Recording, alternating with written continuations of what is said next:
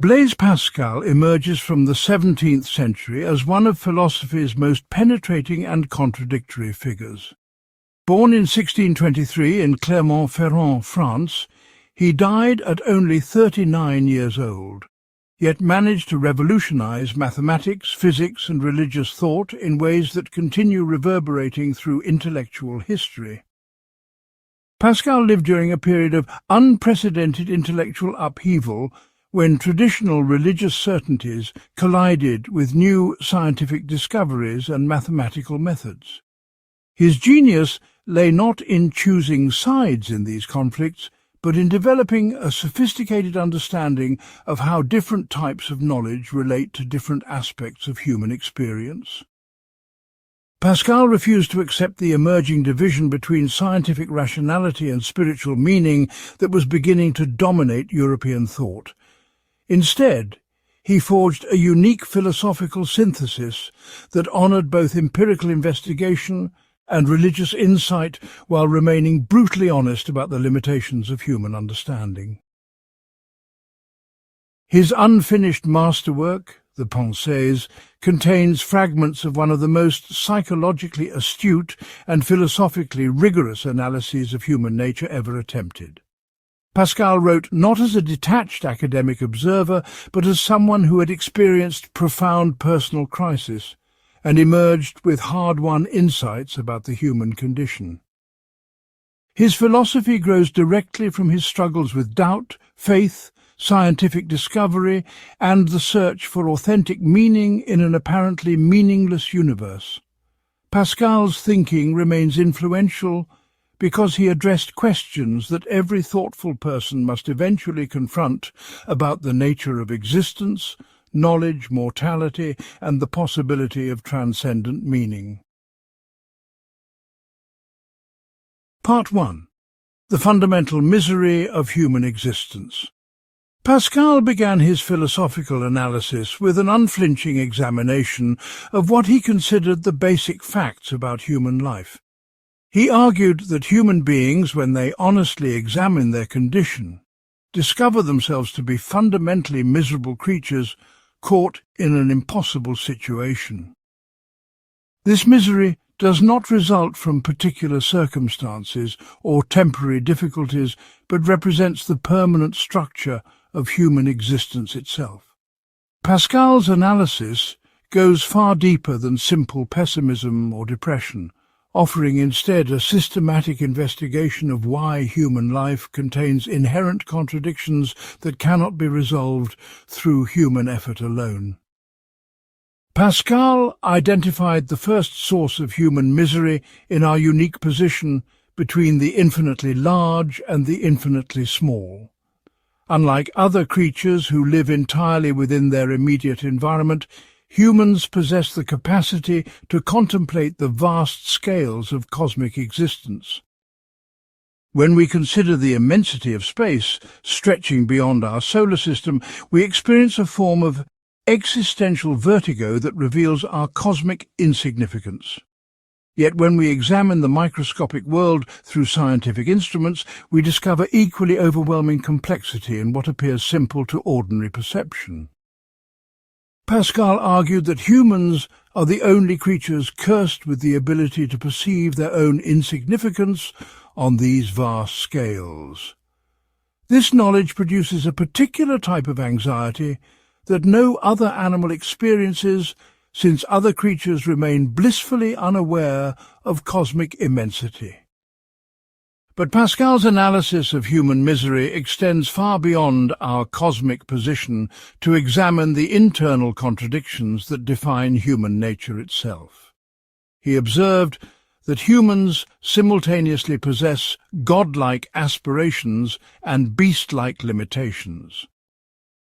We can conceive of perfect justice, complete knowledge, and eternal happiness, yet we remain mortal, ignorant, and constantly frustrated in our attempts to achieve our highest ideals.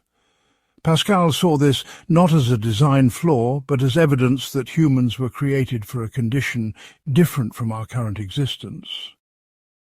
Our capacity to imagine perfection beyond our current experience suggests that we are displaced creatures living in conditions for which we were not originally designed. This displacement explains why human life contains a persistent sense of dissatisfaction that cannot be eliminated through any finite achievement or pleasure. Pascal further argued that human consciousness itself creates a form of suffering unknown to other creatures. While animals live entirely in the present moment, humans constantly compare their current situation to past experiences and future possibilities. We suffer not only from present pain, but from memories of past suffering and anticipation of future difficulties. Human imagination multiplies our suffering by allowing us to experience psychologically what has not yet happened and may never happen. Pascal observed that much human misery comes not from actual circumstances, but from our capacity to imagine alternative circumstances and feel dissatisfied with our current situation. This temporal consciousness, which enables human culture and achievement, also creates forms of psychological torment that animals cannot experience. Pascal also identified human sociability as a source of both essential need and inevitable frustration. Humans cannot live in complete isolation without losing their sanity and humanity, yet social relationships inevitably involve conflict, disappointment, and compromise. We need love and recognition from others, but other people have their own needs and limitations that prevent them from providing the complete understanding and acceptance we crave. Pascal analyzed how human relationships oscillate between desperate attempts at connection and equally desperate attempts at independence. We want others to love us for who we truly are, but we also want to present ourselves in ways that ensure acceptance and approval. This creates a fundamental dishonesty in human relationships that prevents the authentic connection we seek while making us feel increasingly isolated and misunderstood. Pascal's analysis of human misery culminated in his examination of mortality and the awareness of death. He argued that knowledge of our inevitable death permeates every aspect of human experience, creating a background anxiety that colors all our activities and relationships. Unlike other creatures who may fear immediate threats but do not contemplate their own mortality, humans live with constant awareness that everything they build will eventually crumble and everyone they love will eventually die. This knowledge makes all human achievements feel simultaneously important and meaningless, significant in the present moment but ultimately futile in the face of universal mortality. Pascal observed that humans spend enormous energy trying to forget or deny their mortality through various forms of what he called immortality projects, attempts to create something lasting that will survive physical death. Yet these projects themselves remind us of our mortality and often increase rather than decrease our anxiety about the meaning and value of human existence. Pascal concluded that this fundamental misery serves an important function in human development by preventing us from becoming satisfied with finite goods and temporary pleasures. Our persistent dissatisfaction with everything we can actually achieve in this life points toward our need for something beyond the material world. Pascal argued that human misery provides evidence for both human greatness and human need for divine grace. We are great enough to recognize our limitations and long for something better, but we are also limited enough to require help from beyond ourselves to achieve authentic fulfillment. Pascal saw human misery not as meaningless suffering but as a form of divine pedagogy that teaches us about our true condition and prepares us for a different kind of existence. This analysis provided the foundation for all his subsequent thinking about knowledge, faith, morality, and the search for authentic human flourishing in an uncertain and often hostile world. Part 2. The Psychology of Diversion. Pascal developed one of the most penetrating analyses of human psychology ever attempted through his investigation of what he called diversion or distraction. He observed that human beings possess an almost supernatural ability to avoid confronting the basic facts about their existence through an endless variety of distracting activities. Pascal's analysis goes far beyond simple observation to examine why diversion feels necessary and how it actually functions in human life. He argued that diversion represents both a natural response to unbearable truth and a fundamental obstacle to authentic human development.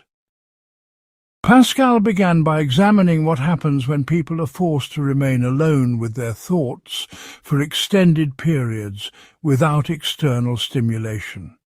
He observed that most people find this experience extremely uncomfortable and will go to great lengths to avoid it. Even wealthy and powerful individuals who seem to have everything they could want become restless and anxious when they have nothing immediate to occupy their attention.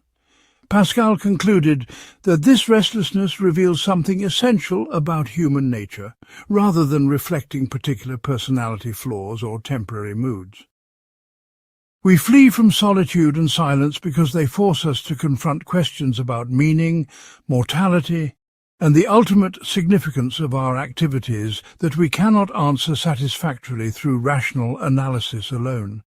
Diversion functions as a psychological defense mechanism that protects us from potentially overwhelming self-knowledge. Pascal analyzed how diversion operates across all social classes and types of human activity. The king who spends his days hunting and the peasant who works from dawn to dusk are both engaged in fundamentally similar activities of avoiding confrontation with existential reality. The king could easily delegate his hunting to others and live in complete leisure, but he chooses activities that occupy his mind and prevent reflection on his mortality and the ultimate meaninglessness of royal power. The peasant may work partly from economic necessity, but Pascal argued that people often continue working compulsively even when their basic needs are met because work provides distraction from deeper anxieties. Pascal saw modern commercial society as an elaborate system of mutual diversion where people create increasingly complex forms of entertainment, competition, and consumption to avoid facing fundamental questions about human existence. Even intellectual pursuits like philosophy and science can function as sophisticated forms of diversion when they become ends in themselves rather than means toward authentic understanding. Pascal examined the paradox that diversion both helps and harms human psychological health. Without some degree of distraction, most people would be overwhelmed by anxiety and despair about the human condition. Diversion allows us to function effectively in daily life and maintain the emotional stability necessary for social cooperation and personal relationships. Yet, excessive diversion prevents the kind of honest self-examination that could lead to genuine wisdom and spiritual growth. Pascal argued that we need enough diversion to remain psychologically stable, but not so much that we lose touch with reality about our situation. The challenge lies in finding activities that engage our attention productively without becoming mere escapes from truth. Pascal also analyzed how diversion shapes social and political institutions. He observed that many social practices serve primarily to provide collective distraction rather than to address genuine human needs. Fashion, entertainment, sports, and various forms of public spectacle function to occupy public attention and prevent serious examination of social problems or political arrangements. Pascal argued that rulers often encourage certain types of diversion among their subjects because distracted people are less likely to question authority or demand political reform. Yet Pascal also recognized that some forms of social diversion serve legitimate functions by building community bonds and providing harmless outlets for human competitive instincts. He distinguished between diversions that serve genuine human flourishing and diversions that merely serve the interests of those who benefit from public passivity and ignorance. Pascal's most profound insight about diversion concerned its relationship to the search for truth and meaning. He argued that the very capacity for diversion reveals something important about human nature and human destiny. Our ability to become absorbed in activities that have no ultimate significance suggests that we possess a form of consciousness that transcends immediate material needs. Pascal saw this as evidence that humans were created for something beyond finite existence, since creatures perfectly adapted to finite existence would not experience the restlessness that drives diversionary behavior. Our need for diversion paradoxically points toward our need for something that would make diversion unnecessary, namely authentic fulfillment that addresses rather than avoids the deepest questions about human existence. Pascal concluded that understanding diversion properly leads us toward, rather than away from, serious consideration of religious and spiritual questions, since only infinite fulfillment could satisfy the infinite restlessness that drives diversionary behavior in the first place. Part 3. The Geometric Spirit and the Intuitive Spirit. Pascal made one of his most significant contributions to philosophy through his analysis of two distinct but complementary modes of human understanding. He identified what he called the geometric spirit, which operates through careful logical steps and precise definitions, and the intuitive spirit, which grasps complex truths immediately without requiring explicit logical demonstration. Pascal argued that both forms of knowledge are valid and necessary, but that most philosophical errors result from attempting to apply one method in domains where the other method is more appropriate.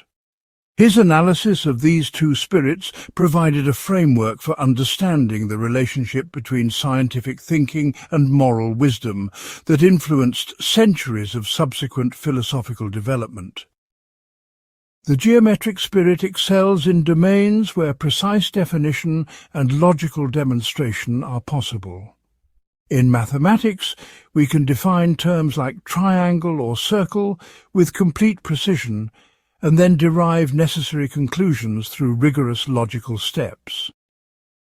Pascal himself demonstrated mastery of geometric thinking through his contributions to probability theory, projective geometry, and the mathematical analysis of infinite series. He understood better than most philosophers how geometric thinking achieves certainty and why this certainty proves so compelling to human reason. Geometric thinking provides a model of perfect knowledge where conclusions follow necessarily from premises and where disagreement can be resolved through careful analysis of logical steps. Pascal recognized that the success of geometric thinking in mathematics and natural science created a powerful temptation to apply the same methods to all areas of human inquiry. However, Pascal argued that geometric thinking fails when applied to questions about human nature, moral values, and ultimate meaning. These domains involve realities that cannot be captured through precise definition or demonstrated through logical proof. Consider how we recognize that someone loves us or that a particular action is unjust. We do not arrive at these conclusions by working through logical steps from clearly defined premises. Instead, we perceive these truths immediately through what Pascal called the intuitive spirit, which operates through a different kind of intellectual perception. The intuitive spirit grasps the total significance of complex situations without needing to analyze every component separately. Pascal explained that the intuitive spirit works through what he called finesse, rather than geometric demonstration. Finesse involves sensitivity to subtle relationships, contextual factors, and implicit meanings that cannot be made completely explicit. Someone with highly developed finesse can navigate complex social situations, recognize moral nuances, and appreciate artistic beauty in ways that purely geometric thinking cannot duplicate or replace. Pascal argued that many of the most important truths about human life require finesse rather than geometric proof, which explains why brilliant mathematicians and scientists sometimes display poor judgment about personal relationships or moral questions. The geometric spirit and the intuitive spirit represent different intellectual virtues that develop through different kinds of practice and attention. Pascal insisted that complete human wisdom requires the cultivation of both spirits working in appropriate harmony rather than the dominance of either approach. Pascal applied this distinction to resolve several persistent philosophical problems about the relationship between reason and faith.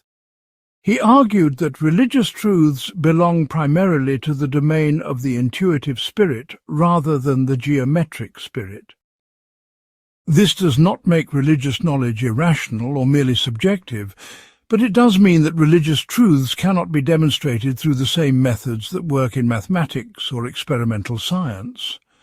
Pascal suggested that many philosophical arguments about religion fail because they attempt to apply geometric methods to questions that require intuitive perception and moral preparation. Someone who approaches religious questions with only geometric thinking will miss essential aspects of religious reality, just as someone who approaches mathematical questions with only intuitive thinking will fail to achieve the precision that mathematics requires. Pascal's analysis suggested that the conflict between science and religion often results from methodological confusion rather than genuine contradiction between different types of truth. Pascal also used the distinction between geometric and intuitive thinking to analyze political and social questions. He argued that effective governance requires leaders who can combine geometric precision about practical policies with intuitive understanding of human psychology and social dynamics. Pure technocratic approaches to politics fail because they ignore the intuitive dimensions of human motivation and social relationship.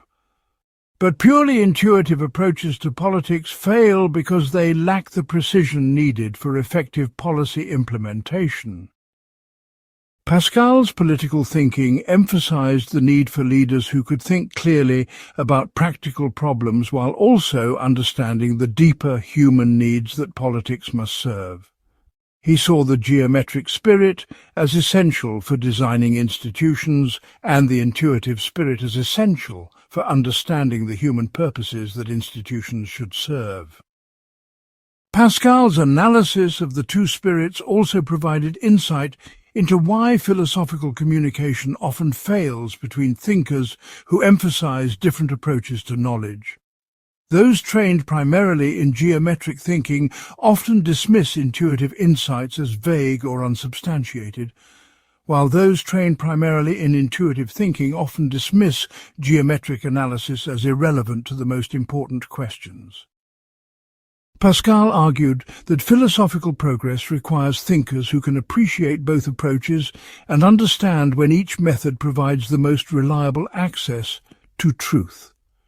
He demonstrated through his own work how mathematical precision and spiritual insight can work together to illuminate different aspects of human experience without cancelling or contradicting each other. Pascal's integration of geometric and intuitive thinking established him as a model for philosophers who seek comprehensive understanding rather than narrow specialization in particular intellectual methods. His approach continues to influence contemporary discussions about the relationship between scientific and humanistic approaches to knowledge and the possibility of unified understanding that honors the complexity of human experience. Part 4. The revolutionary analysis of self-knowledge. Pascal developed one of the most psychologically sophisticated accounts of human self-understanding in philosophical literature. He argued that the self presents itself to consciousness as fundamentally mysterious and contradictory, resisting all attempts at complete rational analysis. Pascal's investigation of self-knowledge goes far beyond simple introspection to examine the systematic ways in which human consciousness both reveals and conceals its own nature. His analysis anticipated many insights of modern psychology while maintaining a philosophical depth that purely empirical approaches often miss. Pascal observed that when we attempt to examine ourselves objectively, we discover that the self who observes is always different from the self who is observed. Consciousness cannot step outside itself to gain a completely objective view of its own operations. This creates what Pascal saw as a fundamental epistemic problem in self-knowledge that cannot be resolved through more careful introspection or better analytical methods.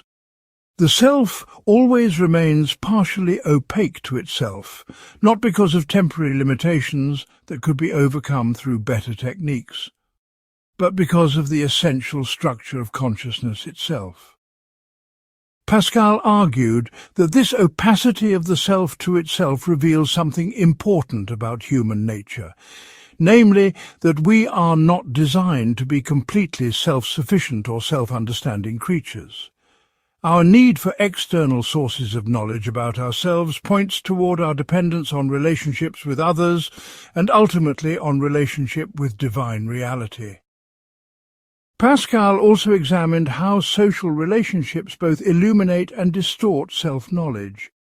We learn about ourselves partly through seeing how others respond to us and how we appear in social contexts. Yet Pascal argued that social feedback often provides misleading information about our true character because other people see only our external behavior and because they have their own interests that affect their perceptions of us. We may be praised for actions that spring from selfish motives or criticized for actions that spring from genuine concern for others. Pascal observed that people often develop false confidence or false self-condemnation based on social feedback that does not accurately reflect their moral or spiritual condition. He argued that authentic self-knowledge requires learning to distinguish between our social persona and our deeper identity while recognizing that both represent genuine aspects of who we are. Pascal examined the psychological mechanisms through which people avoid uncomfortable self-knowledge. He observed that humans possess remarkable abilities to rationalize their behavior, focus attention on flattering aspects of their character, and interpret ambiguous evidence in self-serving ways. Yet Pascal argued that these mechanisms of self-deception operate largely below the level of conscious intention.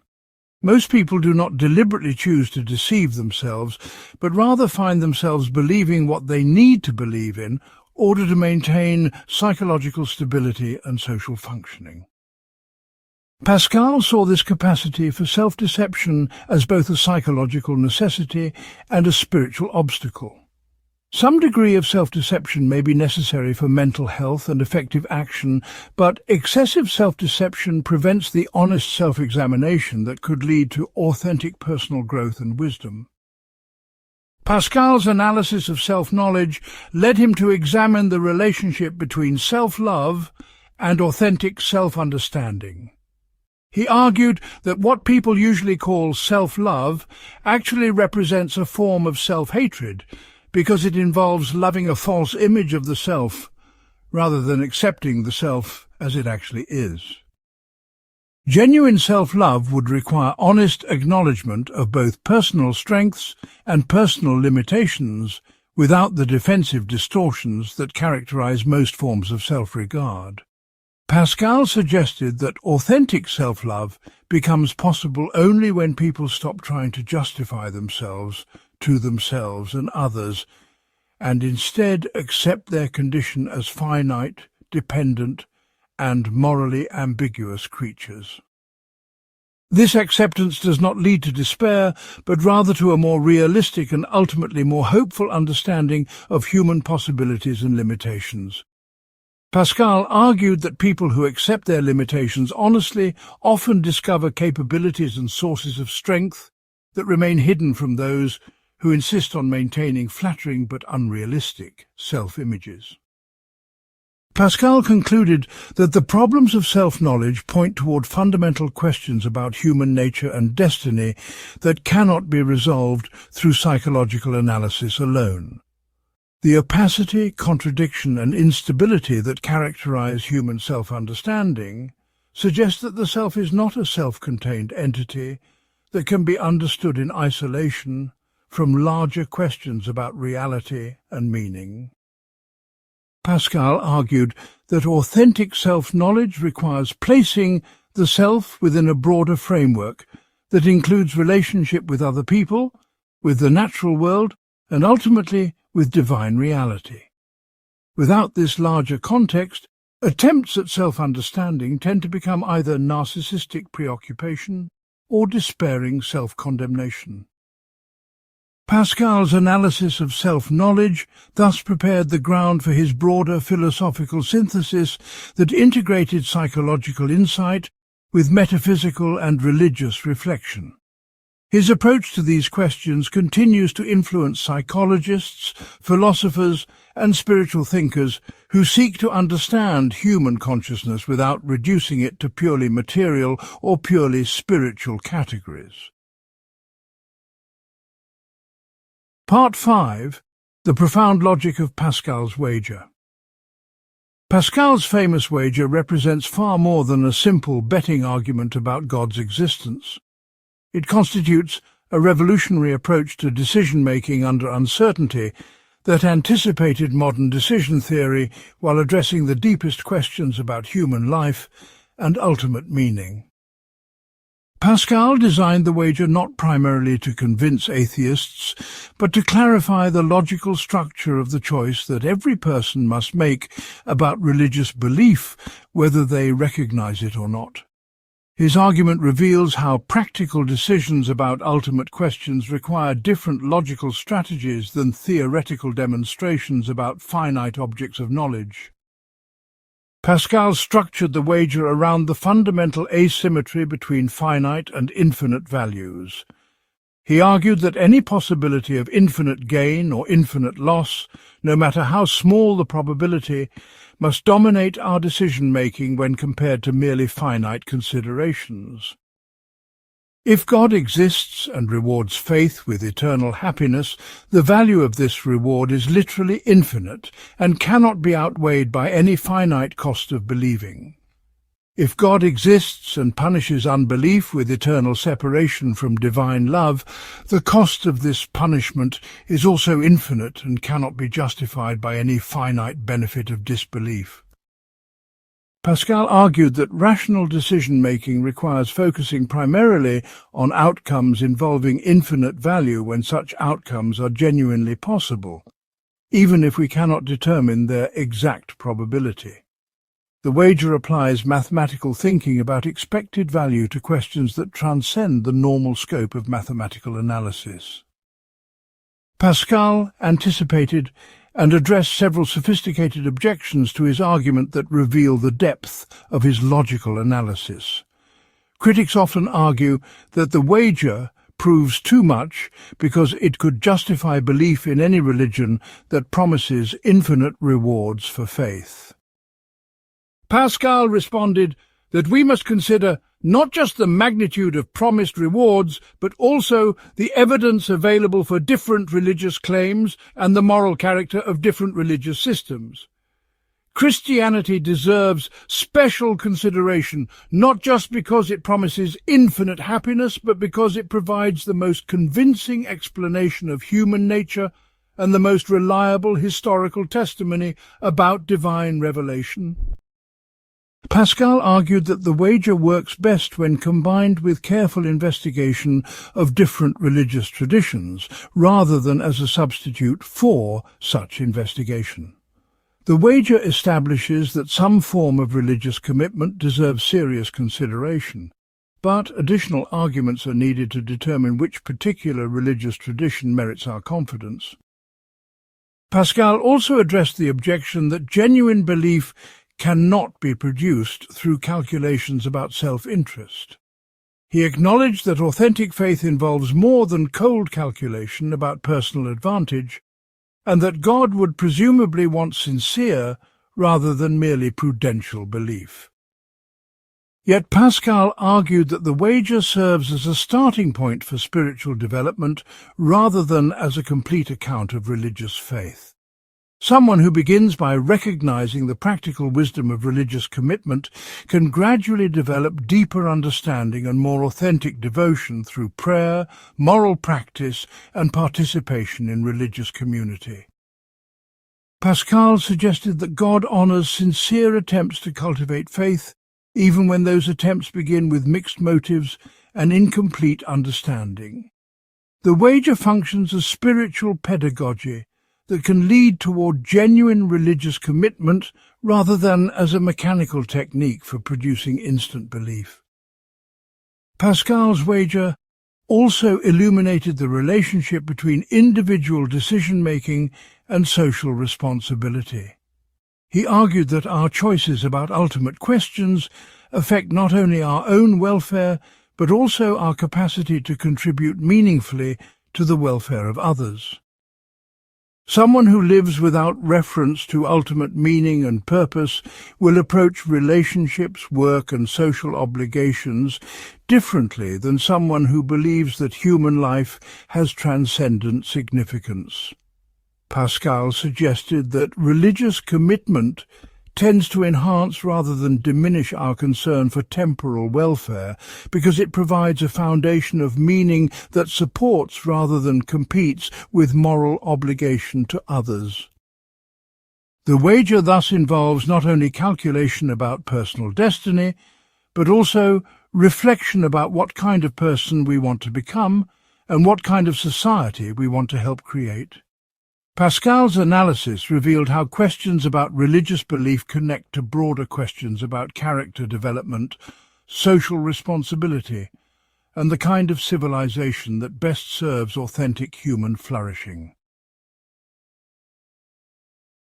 Part 6. The Three Orders of Reality. Pascal developed a sophisticated metaphysical framework through his analysis of three distinct orders of reality that operate according to different principles and require different forms of understanding. The order of bodies includes everything governed by physical force and material causation. The order of minds includes everything governed by intellectual analysis and rational demonstration. The order of charity includes everything governed by love, compassion, and spiritual relationship. Pascal argued that these three orders are not simply different categories, but represent fundamentally different types of existence that cannot be reduced to each other or measured by common standards. His analysis of the three orders provided a framework for understanding the complexity of human experience without falling into either materialistic reductionism or spiritual dualism. Pascal argued that each order possesses its own form of greatness that is invisible from the perspective of the other orders. Physical excellence, like strength, beauty, or athletic ability, impresses those who judge by bodily standards, but means nothing to those who value intellectual achievement. Intellectual excellence, like scientific discovery or mathematical proof, impresses those who judge by mental standards, but may be invisible to those who value only physical power or spiritual wisdom. Spiritual excellence, like compassion, humility, or devotion to truth, impresses those who judge by the standards of charity, but often appears as weakness or foolishness to those who recognize only physical or intellectual greatness. Pascal used this analysis to explain why different types of people often fail to appreciate or even recognize forms of excellence that lie outside their primary order of concern.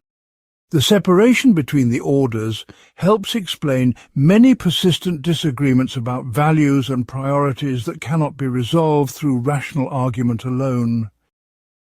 Pascal examined how the three orders relate to each other in human experience and social organization.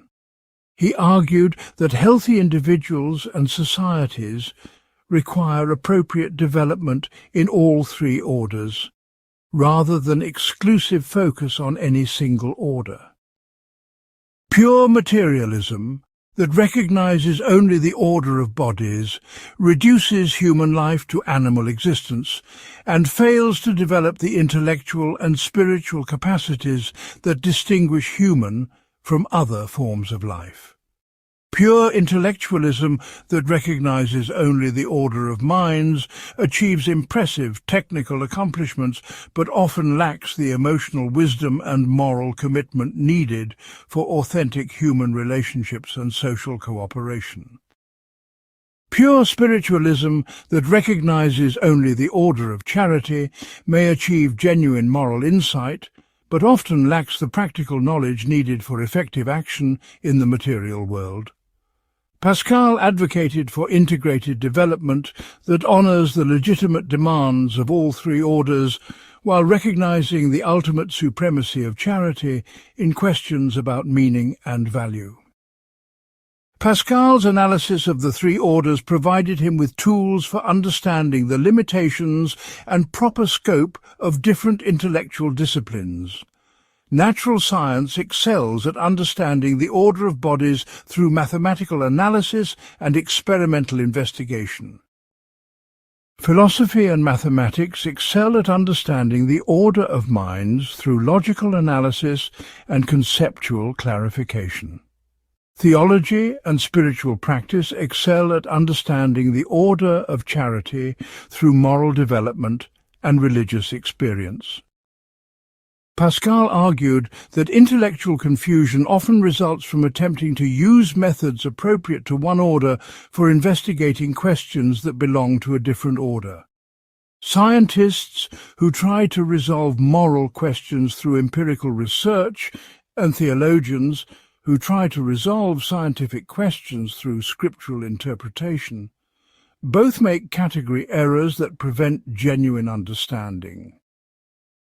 Pascal used the three orders to develop a sophisticated account of human dignity that avoided both inflated and deflated views of human worth. Humans participate in all three orders, which gives them a unique position in the cosmic hierarchy. We are bodily creatures subject to physical laws and material limitations like other animals. We are intellectual creatures capable of understanding mathematical relationships and natural processes like angels or pure minds. We are also spiritual creatures capable of love, moral choice and relationship with infinite reality like divine beings. Pascal argued that human dignity comes not from any single capacity, but from our ability to integrate participation in all three orders within a single form of existence. This integration creates possibilities for greatness that exceed what would be possible through excellence in any single order alone. Yet the same integration also creates possibilities for corruption and tragedy that exceed what would be possible for creatures limited to a single order. Pascal's three orders thus provided a framework for understanding both human greatness and human wretchedness without contradiction. His analysis revealed how the same features of human nature that create our highest possibilities also create our greatest vulnerabilities and moral responsibilities. Part 7. The Hidden God and Divine Hiddenness. Pascal confronted one of the most challenging problems in religious philosophy through his analysis of why God remains hidden rather than providing clear and undeniable evidence of divine existence. This question troubled Pascal personally, as someone who had experienced both profound religious faith and periods of spiritual dryness and doubt. Rather than simply defending divine hiddenness or explaining it away, Pascal developed a sophisticated theological and philosophical account of why hiddenness serves essential purposes in the relationship between finite and infinite beings. His analysis transformed the problem of divine hiddenness from an objection to religious belief into evidence for the wisdom and love of divine providence. Pascal argued that complete divine self-revelation would actually harm rather than help human spiritual development. If God's existence were as obvious and undeniable as mathematical theorems, human response to divine reality would become automatic rather than free. Authentic relationship with God requires genuine choice based on recognition of divine goodness rather than mere submission to overwhelming divine power. Pascal suggested that God remains partially hidden in order to preserve the freedom that makes authentic love and worship possible. Forced belief would lack the personal commitment and moral transformation that characterize genuine religious faith. Divine hiddenness creates space for the kind of seeking, questioning, and gradual discovery that develops human character while drawing people toward deeper spiritual understanding. Pascal also argued that divine hiddenness serves to separate those who genuinely seek truth from those who prefer to live without divine accountability. God provides enough evidence to convince sincere seekers while remaining hidden enough that those who prefer autonomy can find reasons to doubt. This arrangement respects both human freedom and divine justice by ensuring that people receive the kind of relationship with God that corresponds to their deepest desires and commitments. Pascal observed that many people claim to want clear evidence for God's existence, but actually prefer uncertainty, because certainty would require changes in their behavior and priorities that they are not prepared to make.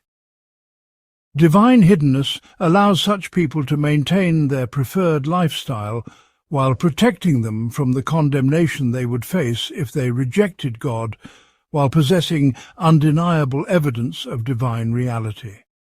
Pascal saw this as evidence of divine mercy rather than divine indifference or weakness. Pascal examined how divine hiddenness affects the process of spiritual development and religious maturation. He argued that hidden truth requires active seeking that develops intellectual and moral virtues necessary for authentic spiritual life. The search for God through study, prayer, and moral practice cultivates humility, patience, perseverance, and openness to truth that would not develop if divine reality were immediately obvious. Pascal suggested that God remains hidden partly in order to ensure that those who find divine truth possess the character qualities needed to handle such knowledge responsibly.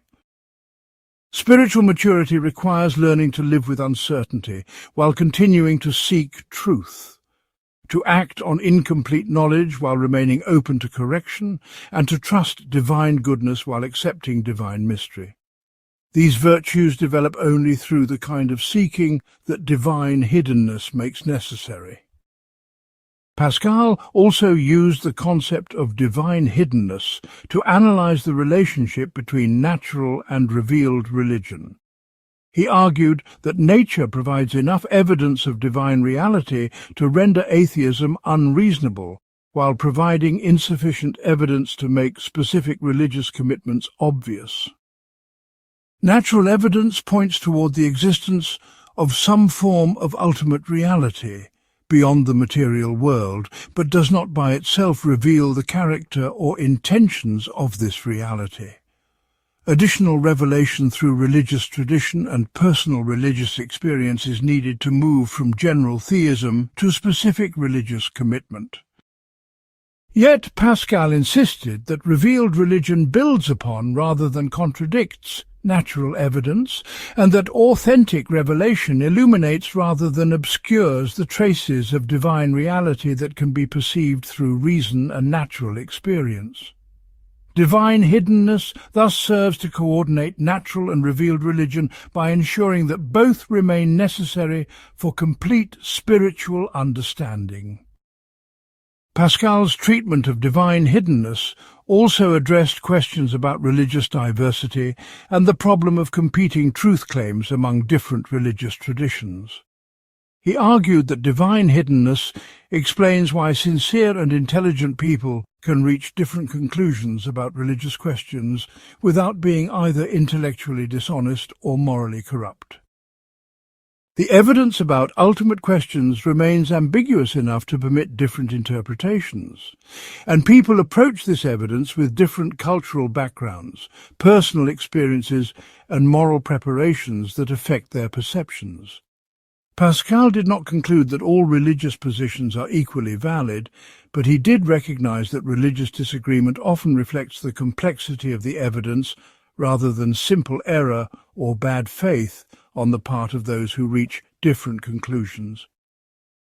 This understanding led Pascal to approach religious controversy with greater intellectual humility and personal charity than many of his contemporaries, while still maintaining strong convictions about the truth and importance of his own religious commitments. His analysis of divine hiddenness thus contributed to more sophisticated approaches to religious dialogue and interfaith understanding that acknowledge both the reality of religious truth and the difficulty of achieving complete certainty about ultimate questions. Part 8. The Mechanics of Human Belief Formation. Pascal conducted a pioneering analysis of how beliefs actually form in human minds, discovering that rational argument plays a much smaller role than most philosophers assumed. He observed that people typically begin with emotional inclinations, social influences, and practical needs that predispose them towards certain conclusions, then use rational analysis to support beliefs they already want to hold. Pascal's investigation of belief formation anticipated many insights of modern cognitive psychology, while maintaining philosophical sophistication about the relationship between psychological processes and truth claims. His analysis helped explain why rational arguments often fail to change strongly held convictions, and why different people can examine the same evidence yet reach opposite conclusions. Pascal identified several non-rational factors that powerfully influence belief formation. Cultural background provides people with basic assumptions about reality that they rarely question because these assumptions structure their perception of evidence rather than functioning as conclusions derived from evidence. Personal temperament affects whether individuals are naturally inclined toward optimism or pessimism, certainty or doubt, tradition or innovation in ways that shape their receptivity to different types of arguments. Social relationships create pressures toward conformity with group beliefs that often override individual rational analysis. Practical interests lead people to prefer beliefs that support their lifestyle choices and professional commitments, rather than beliefs that might require uncomfortable changes in behavior or priorities. Pascal argued that these non-rational influences on belief are not necessarily irrational, but represent different types of evidence about reality that rational analysis alone cannot evaluate adequately. Pascal examined how the process of belief formation differs across different domains of human experience.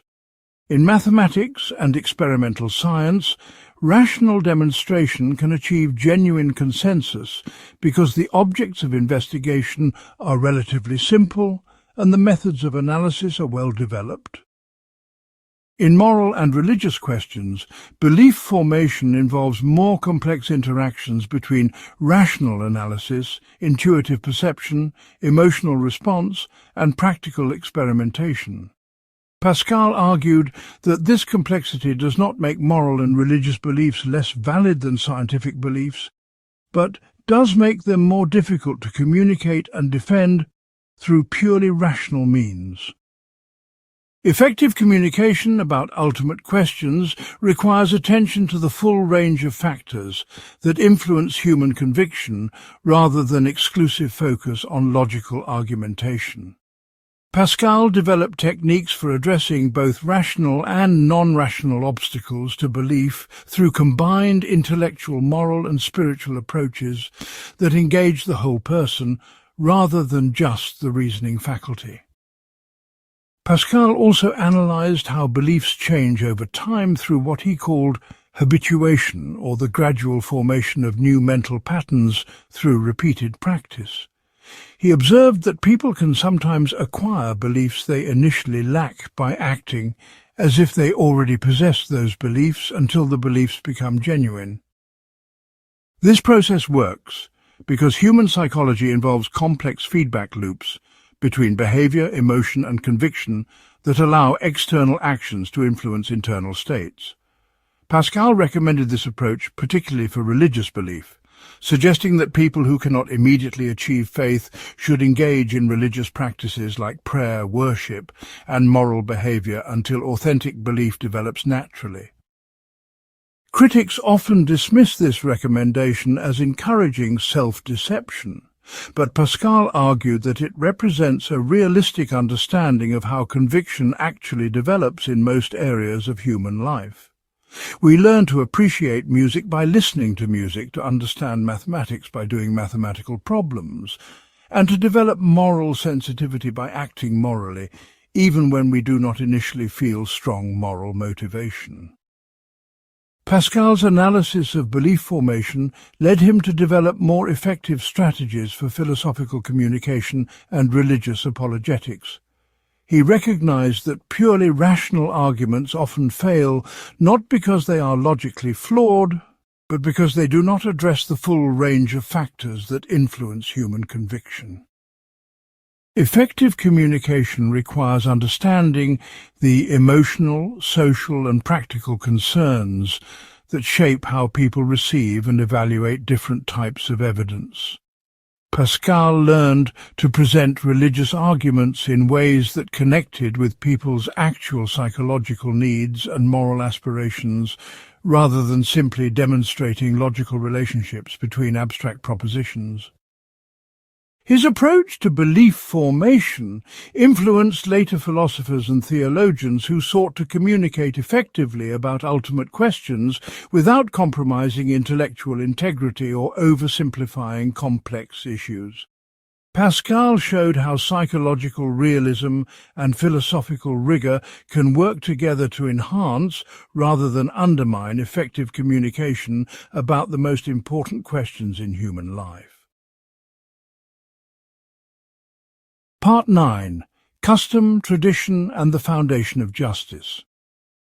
Pascal developed one of the most nuanced analyses of custom and tradition in political philosophy, examining how social practices both embody collective wisdom and perpetuate historical injustices.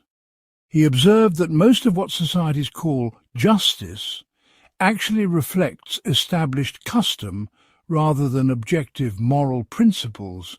Yet he argued that custom often serves important functions that pure, rational analysis might overlook.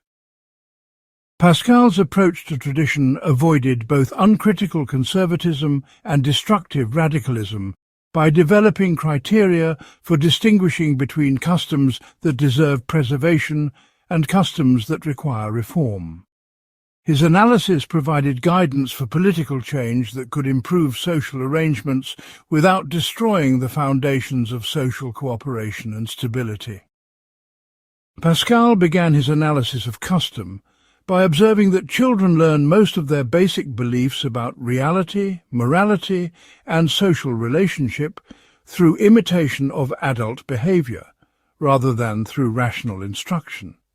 This process of cultural transmission happens largely below the level of conscious reflection and creates deep psychological attachments to traditional ways of thinking and acting. Pascal argued that this dependence on custom is both necessary and dangerous for human development. Necessary because no individual could reconstruct all of human knowledge and social wisdom through personal experience and rational analysis alone. Dangerous because customary beliefs often contain errors, prejudices, and arrangements that serve particular interests rather than general human welfare. Pascal sought to understand how societies can benefit from traditional wisdom while remaining open to correction and improvement through critical examination of inherited practices. Pascal examined how custom functions in the establishment and maintenance of political authority. He observed that most people obey laws and political institutions not because they have carefully evaluated the justice or effectiveness of these arrangements, but because they have been habituated to obedience through social conditioning. This dependence on custom makes political stability possible, but also makes political reform difficult because people tend to resist changes in familiar arrangements even when those changes would serve their interests better than current practices. Pascal argued that successful political reform requires understanding and working with customary attachments, rather than simply opposing them with rational arguments about better alternatives. Revolutionary changes that ignore the psychological power of custom often produce chaos and reaction, rather than lasting improvement in social arrangements. Pascal advocated for gradual reform that preserves valuable elements of tradition, while correcting obvious abuses and adapting institutions to changing circumstances. Pascal also analyzed how custom affects the development and transmission of moral insight across generations. He observed that moral wisdom often gets embedded in social practices, rituals, and institutions in ways that preserve important insights even when people no longer understand the original reasons for these practices. Traditional practices around marriage, family life, education, and community responsibility frequently embody hard-won knowledge about human psychology and social dynamics that took generations to develop. Pascal warned against the intellectual pride that dismisses traditional practices simply because they cannot provide complete rational justification for their procedures. Yet he also recognized that blind adherence to tradition can perpetuate harmful practices that conflict with better understanding of human dignity and welfare. Pascal advocated for what he called intelligent conservatism that seeks to understand the functions served by traditional practices before attempting to modify or replace them. Pascal examined the relationship between custom and individual moral development. He argued that people develop moral sensitivity partly through participation in social practices that embody moral insights, even when individuals do not initially understand or accept the moral principles involved. Someone who grows up in a community that practices hospitality, honesty, and mutual aid will tend to develop these virtues through habituation, even if they never receive explicit moral instruction. Pascal suggested that moral education works more effectively through participation in moral community than through rational argument about moral principles. Yet he also recognized that unreflective adherence to moral custom can lead to rigid adherence to the letter of moral law, while missing its spirit and purpose. Pascal advocated for moral development that combines respect for traditional moral wisdom with ongoing reflection about the purposes that moral practices are meant to serve. Pascal's analysis of custom culminated in his examination of how societies can maintain continuity with their past while adapting to new circumstances and better understanding of human needs. He argued that healthy societies require what he called living tradition that preserves essential insights from the past while remaining open to correction and development. Living tradition differs from mere traditionalism because it seeks to understand and apply the principles behind traditional practices rather than simply repeating historical forms. It also differs from radical innovation because it recognizes that traditional practices often embody wisdom that may not be immediately obvious to contemporary analysis. Pascal's approach to custom and tradition influenced later philosophers who sought to balance stability with progress in social and political development. His work provided frameworks for understanding how societies can honor their heritage while continuing to grow in wisdom and justice through careful examination of inherited practices and gradual implementation of appropriate reforms. Part 10. The Problem of Skepticism and the Foundations of Knowledge. Pascal engaged deeply with skeptical philosophy, particularly the arguments of Pyrrhonian skeptics who claimed that reliable knowledge is impossible in any domain.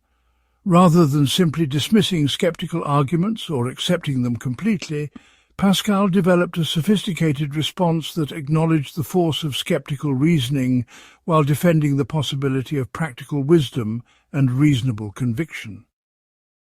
His analysis of skepticism provided one of the most nuanced treatments of the relationship between certainty and knowledge in early modern philosophy. Pascal showed how moderate skepticism about human reason can actually strengthen, rather than weaken, our capacity for sound judgment about important questions. Pascal began by acknowledging that skeptical arguments possess genuine logical force that cannot be dismissed through superficial responses.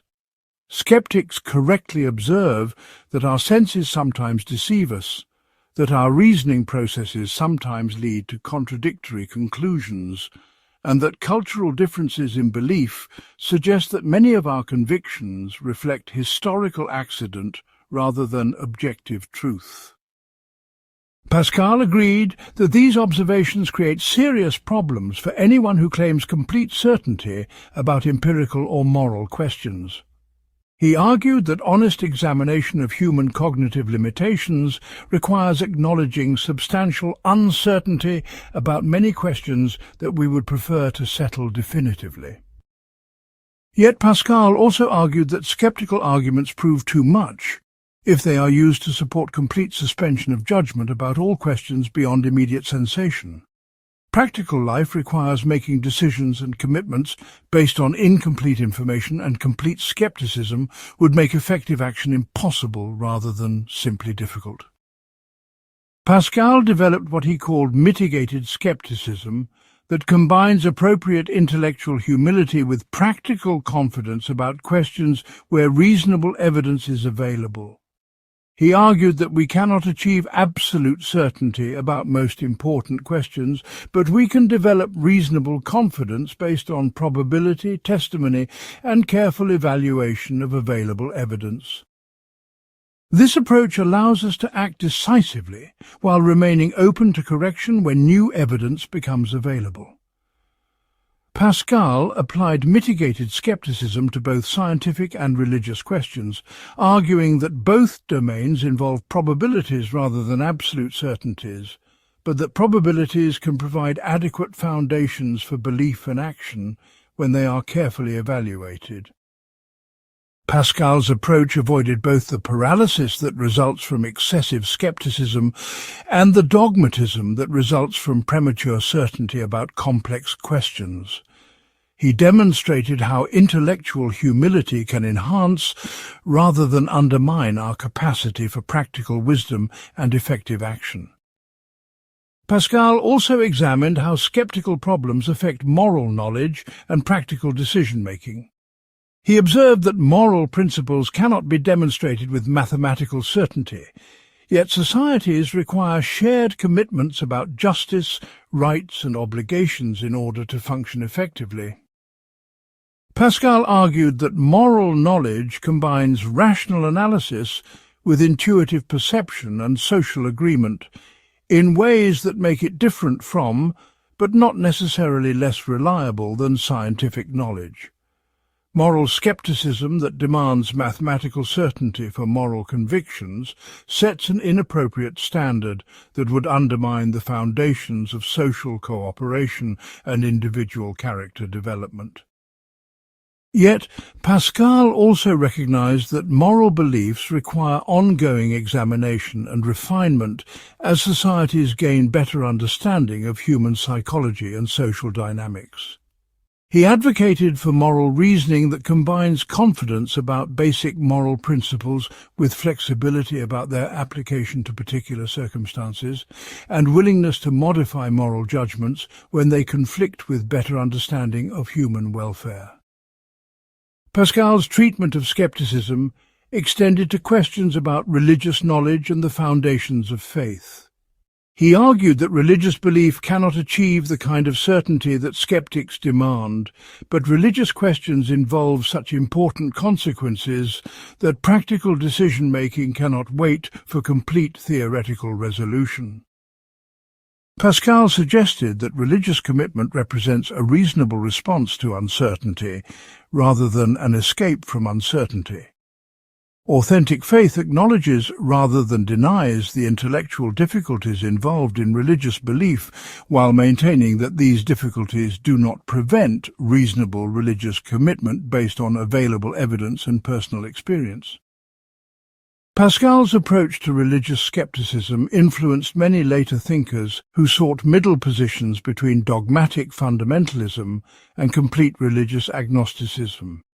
He showed how religious commitment can coexist with intellectual honesty about the limitations of human understanding and the complexity of evidence about ultimate questions.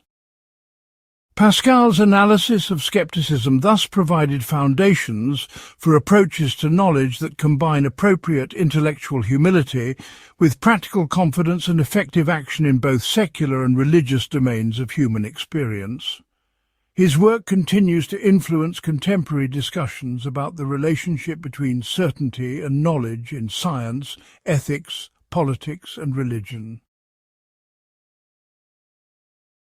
Part 11. The Authority and Limits of Human Reason.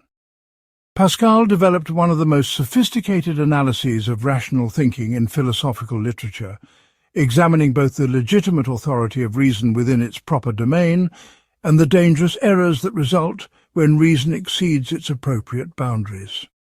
Unlike many philosophers who either celebrated reason as the path to complete knowledge or dismissed it as fundamentally unreliable, Pascal sought to understand precisely where rational analysis provides trustworthy guidance and where it requires supplementation by other forms of knowledge.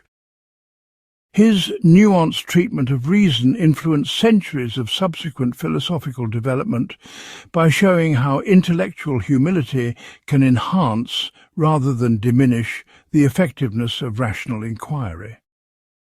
Pascal demonstrated that recognizing the limits of reason actually makes rational thinking more powerful and reliable within its appropriate sphere of operation. Pascal argued that reason excels in domains where objects of investigation can be precisely defined, and where logical relationships can be demonstrated through clear steps of analysis. Mathematics represents the ideal case where rational thinking achieves complete certainty because mathematical objects like numbers and geometric figures possess exactly the properties that reason requires for reliable operation. Natural science achieves impressive success by applying mathematical methods to aspects of physical reality that can be measured and manipulated experimentally. Pascal recognized that the success of rational methods in mathematics and science creates a powerful temptation to extend these methods to all areas of human inquiry.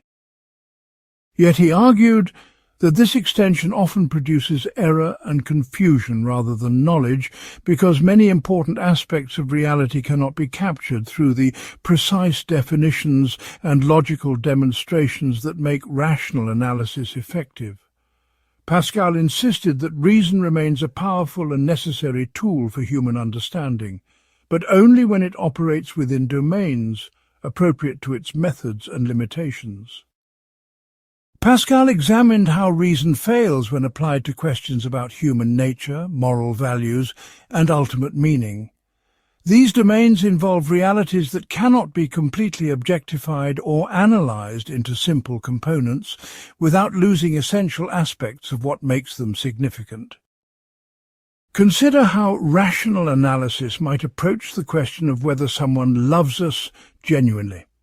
We can examine behavioral evidence, analyze psychological patterns, and evaluate the consistency of actions with declared intentions. Yet Pascal argued that love involves qualitative dimensions that cannot be captured through purely rational analysis and that often become distorted when subjected to excessive analytical scrutiny. Reason can contribute to our understanding of love by helping us avoid obvious self-deception and wishful thinking. But rational analysis alone cannot provide the kind of knowledge about love that we need for authentic relationships. Pascal also analyzed how reason can become corrupted when it serves non-rational motives rather than genuine inquiry into truth. He observed that people often use rational argument to defend conclusions they want to believe rather than to discover what they ought to believe based on available evidence. This produces sophisticated forms of rationalization that can be very difficult to detect and correct because they employ legitimate logical procedures in service of illegitimate goals. Pascal argued that effective rational thinking requires moral preparation that involves commitment to truth, even when truth conflicts with personal preferences or social pressures. Without this moral foundation, rational analysis becomes a tool for manipulation rather than understanding, and often leads to increased confusion rather than greater clarity.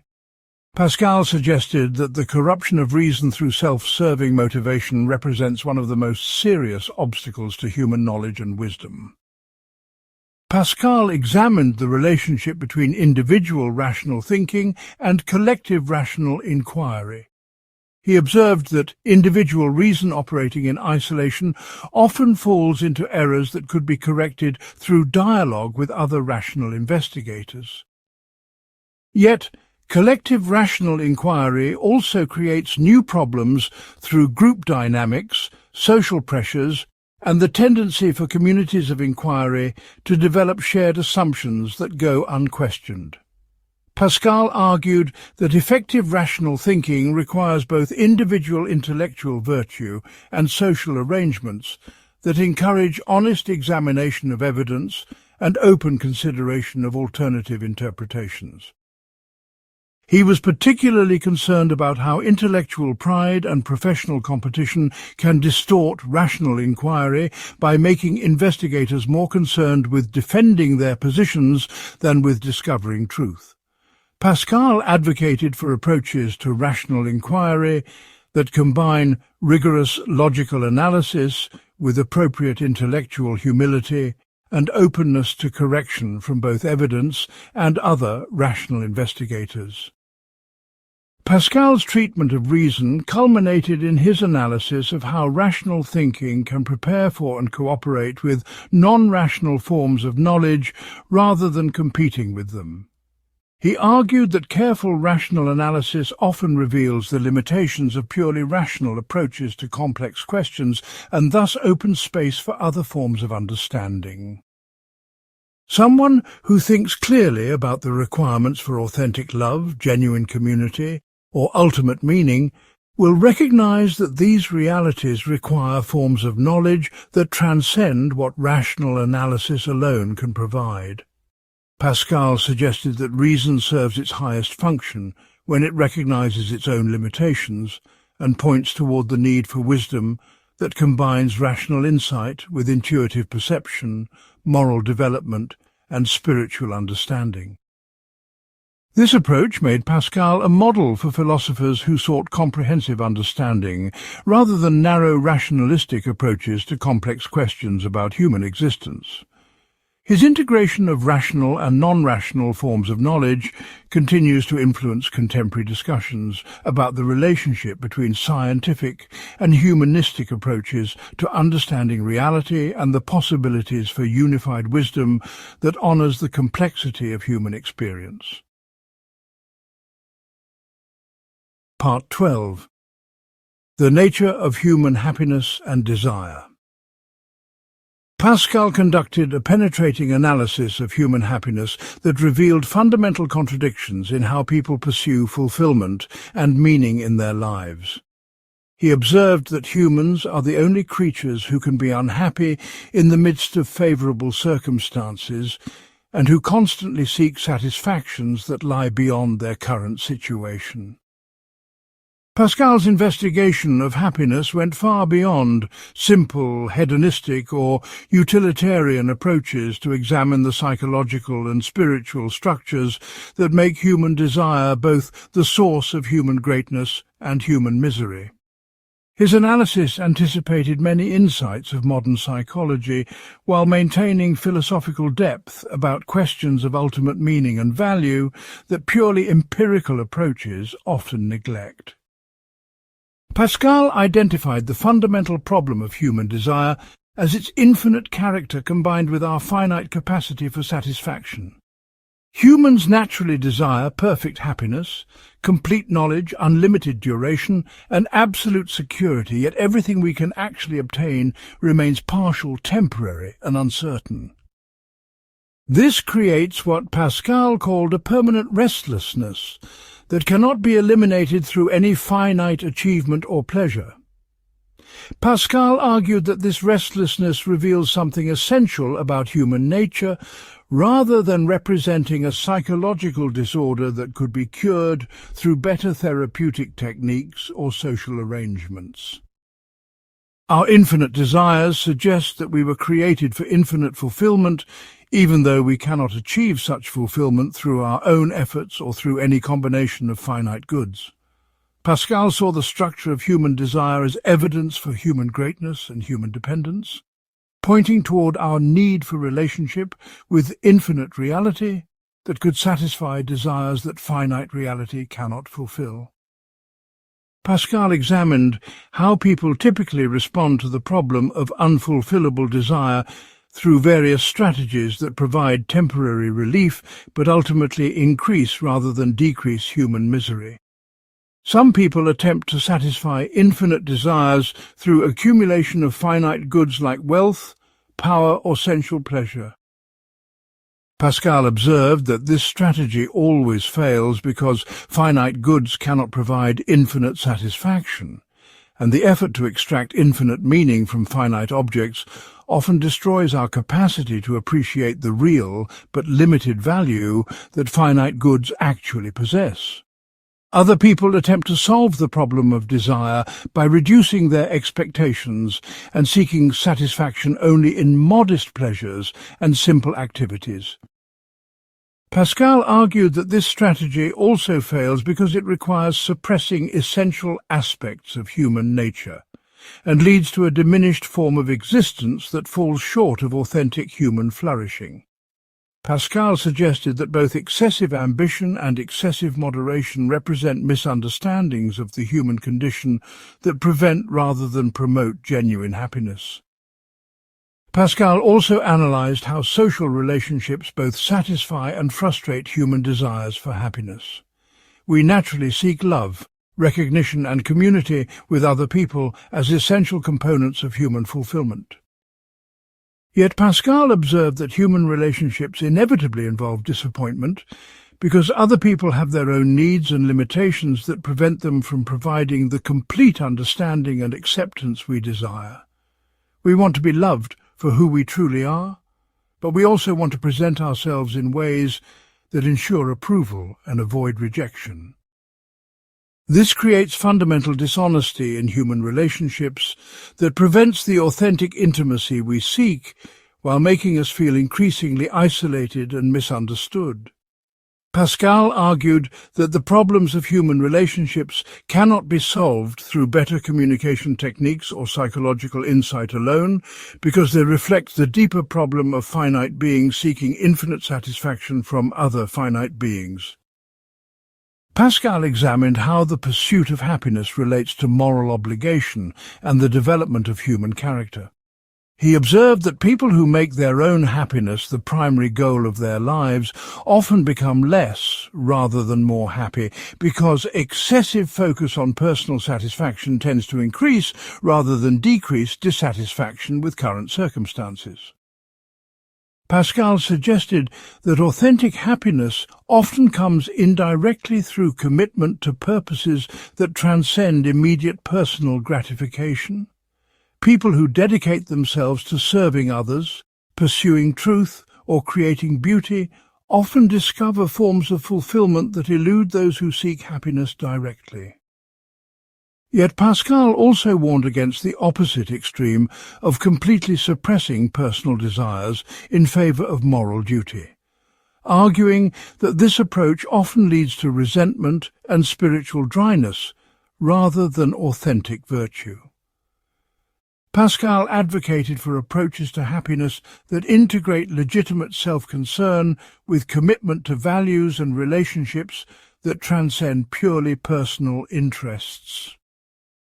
Pascal's analysis of happiness culminated in his examination of how human desire points toward the possibility of ultimate fulfillment through relationship with divine reality.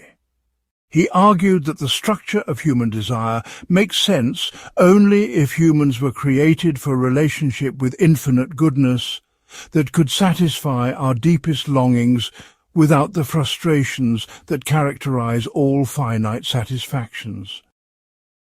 Pascal suggested that authentic happiness in this life comes through learning to desire what we were created to desire, rather than trying to satisfy infinite longings through finite means.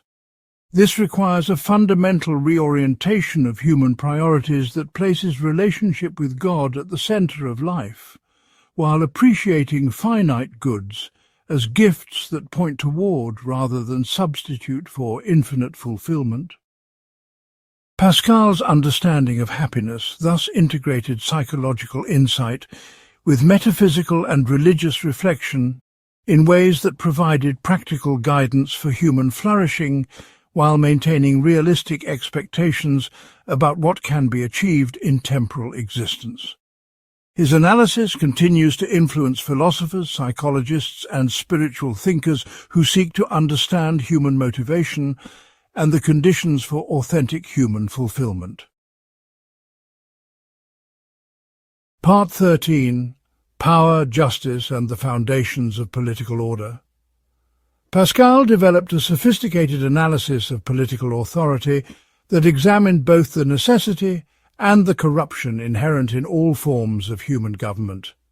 He observed that political power rarely corresponds to justice in any simple or direct way, yet societies cannot function without generally accepted arrangements for making collective decisions and enforcing social cooperation. Pascal's political philosophy avoided both naive idealism about the possibility of perfect justice and cynical realism that reduces politics to mere power struggles.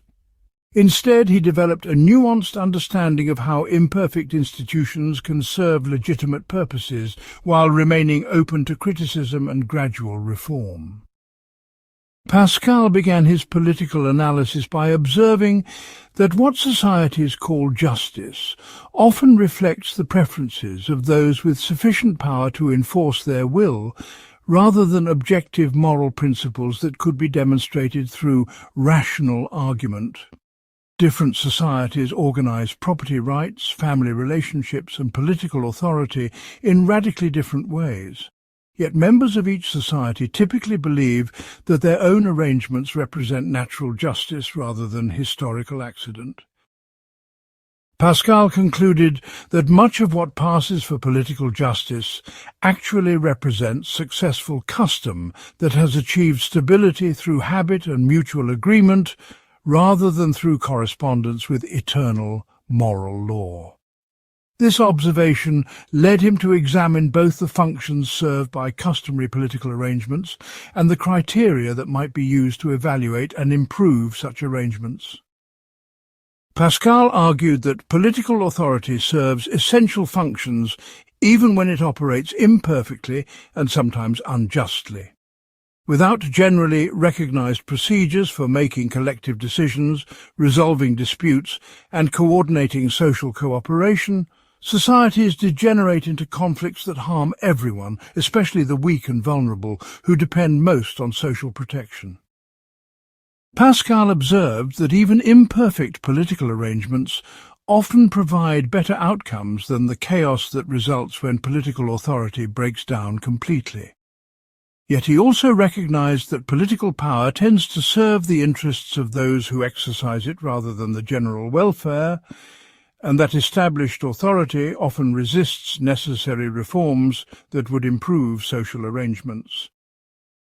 Pascal sought to understand how societies can maintain the benefits of political order while remaining open to criticism and gradual improvement of political institutions and practices. His approach combined respect for the necessity of political authority with commitment to ongoing evaluation and reform of particular political arrangements. Pascal examined the psychological and social dynamics that both support and corrupt political authority. He observed that most people obey political authority not because they have carefully evaluated its legitimacy, but because they have been habituated to obedience through social conditioning and because they benefit from the social cooperation that political order makes possible. This dependence on habit and mutual interest makes political stability possible, but also makes political systems resistant to necessary changes that would better serve justice and human welfare.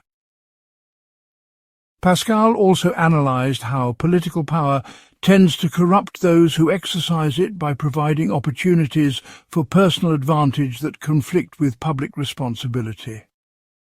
Political leaders face constant temptations to use their authority to serve personal interests, family connections, and factional loyalties rather than the common good they are supposed to promote. Pascal argued that effective political systems require institutional arrangements that work with, rather than against, these psychological realities by providing incentives for responsible leadership while limiting opportunities for abuse of power. Pascal developed criteria for distinguishing between legitimate and illegitimate uses of political authority based on whether particular arrangements serve genuine human welfare rather than merely private interests.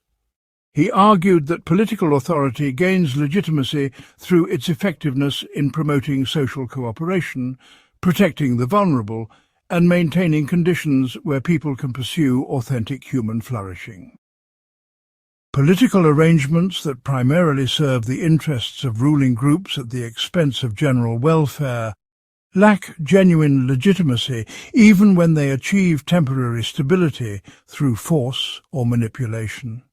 Yet Pascal also recognized that perfect justice cannot be achieved through human institutions because human knowledge and human virtue are both limited and corrupted. This led him to advocate for political reforms that could reduce obvious injustices and improve social cooperation without creating unrealistic expectations about the possibility of perfect political arrangements. Pascal's approach to political reform combined moral idealism about ultimate goals with practical realism about what can be achieved through particular institutions and policies. Pascal also examined the relationship between individual moral obligation and political authority. He argued that people have genuine obligations to obey legitimate political authority as part of their responsibility for social cooperation and mutual welfare. Yet he also maintained that political obedience has limits and that individuals must sometimes resist political authority when it conflicts with fundamental moral obligations or divine commands. Pascal developed guidelines for determining when political resistance becomes morally necessary, while recognizing that such resistance often involves tragic choices between competing moral obligations. He advocated for approaches to political resistance that seek to reform rather than destroy political institutions whenever possible, and that take seriously the social costs of political instability and conflict. Pascal's analysis of political obligation influenced later philosophers who sought to balance individual moral responsibility with social cooperation and political stability.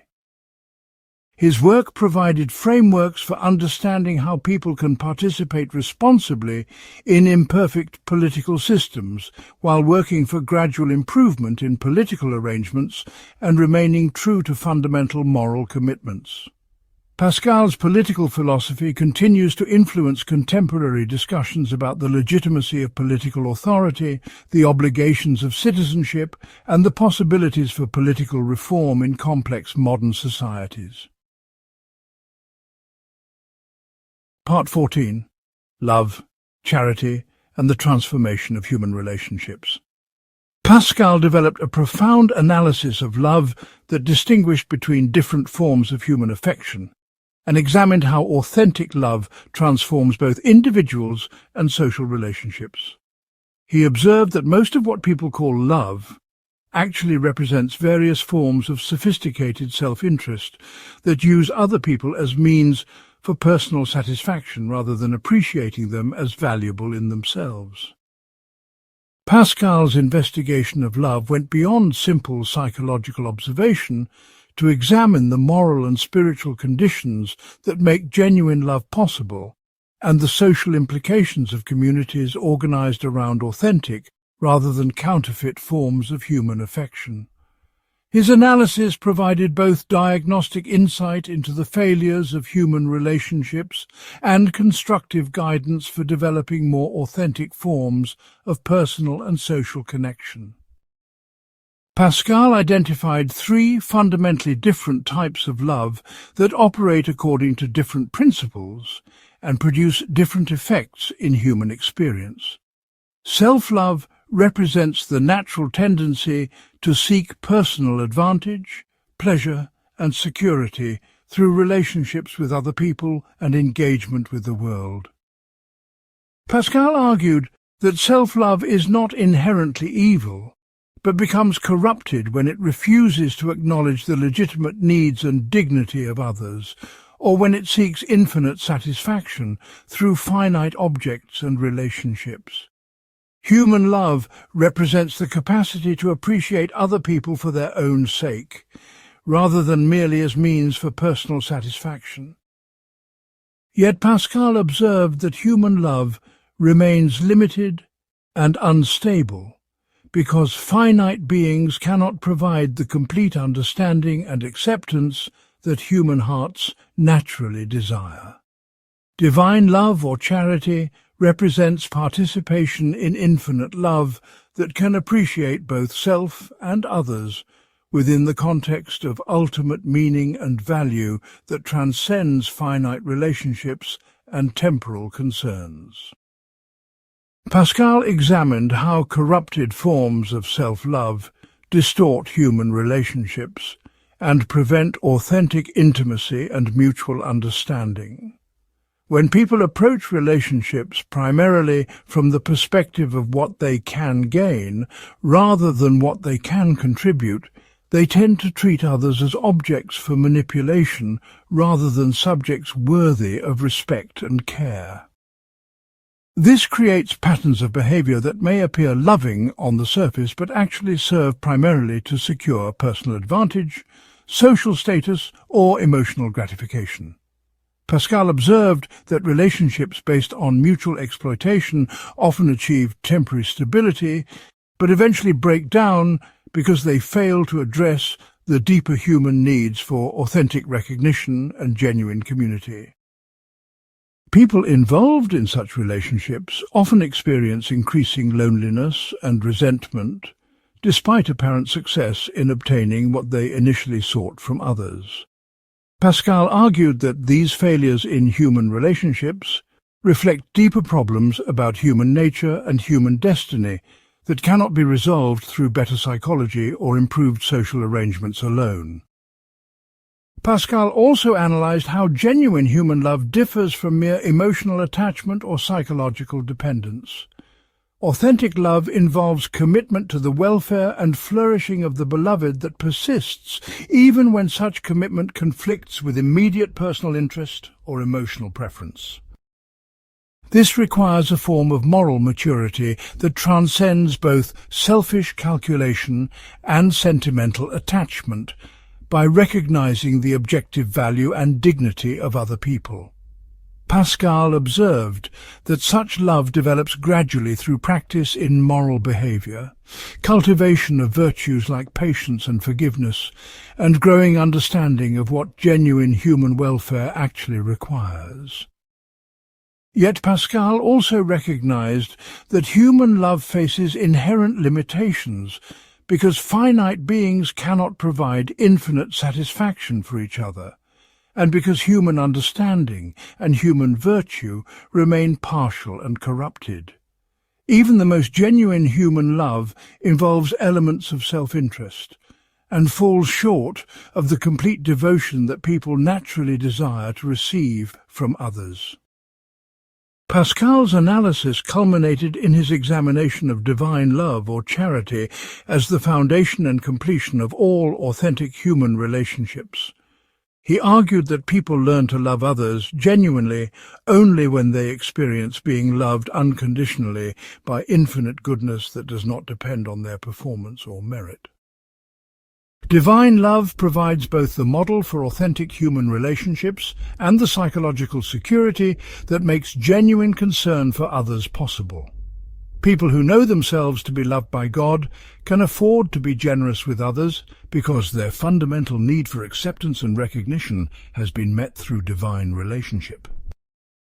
Pascal suggested that charity thus enhances, rather than competes, with human relationships by freeing people from the desperate need to extract infinite satisfaction from finite sources and enabling them to appreciate others for their own sake, rather than merely as means for personal fulfillment. Communities organized around charity develop forms of social cooperation and mutual care that transcend what can be achieved through either individual self-interest or collective self-interest alone. Pascal examined the practical implications of his analysis of love for social and political organization. He argued that societies based primarily on mutual self-interest achieve temporary stability but remain vulnerable to dissolution when circumstances change and cooperation no longer serves particular interests. Societies that cultivate genuine concern for the welfare of all members develop more resilient forms of social cooperation that can adapt to changing circumstances while maintaining commitment to justice and mutual care. Pascal recognized that perfect societies based entirely on charity cannot be achieved through human effort alone, but he argued that even partial movements toward more authentic forms of social relationship produce significant improvements in human welfare and social stability. His analysis of love thus provided both personal guidance for individual moral development and social vision for communities that seek to embody justice and compassion in their institutional arrangements. Pascal's understanding of love continues to influence philosophers, theologians, and social theorists who seek to understand the conditions for authentic human community and the possibilities for social arrangements that honor human dignity while promoting genuine human flourishing. Part 15.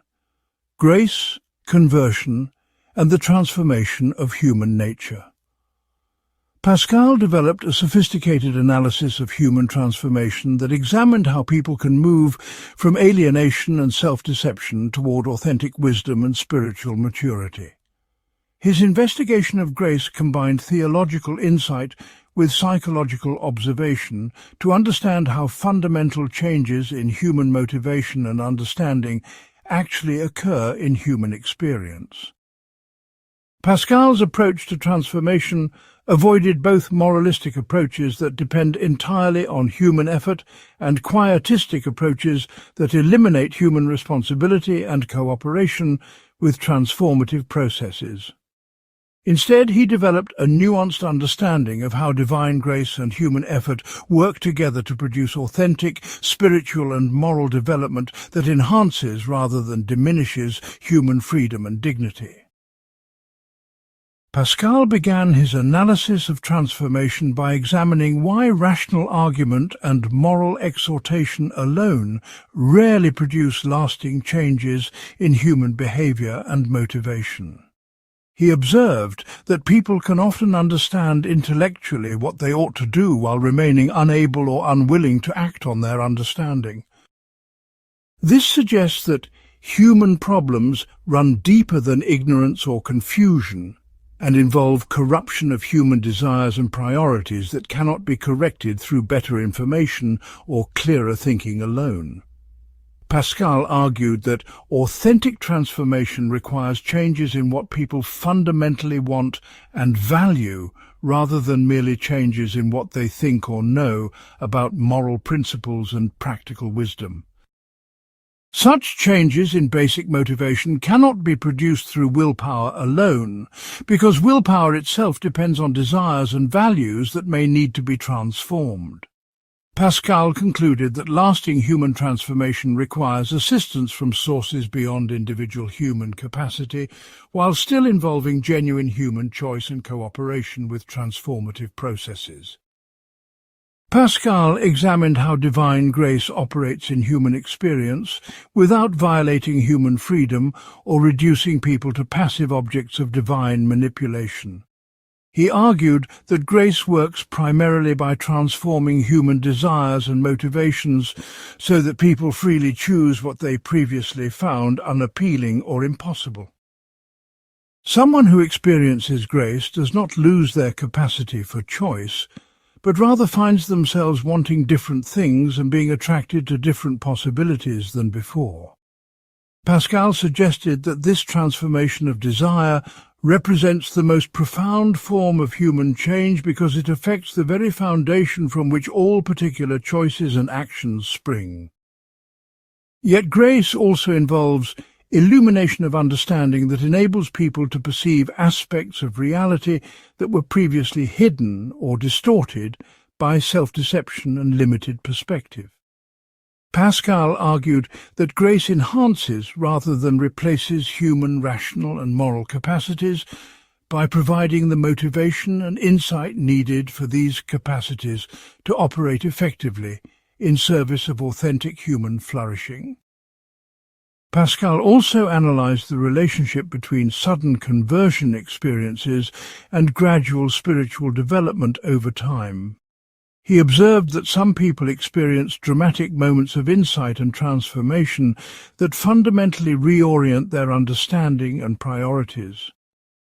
Yet Pascal argued that even sudden conversions require ongoing development and practical application in order to produce lasting changes in behavior and character.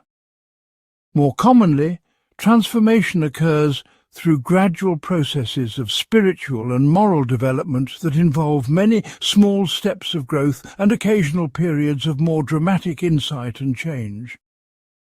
Pascal emphasized that both sudden and gradual forms of transformation require ongoing human cooperation through practices like prayer, moral behavior, and participation in communities that support spiritual development.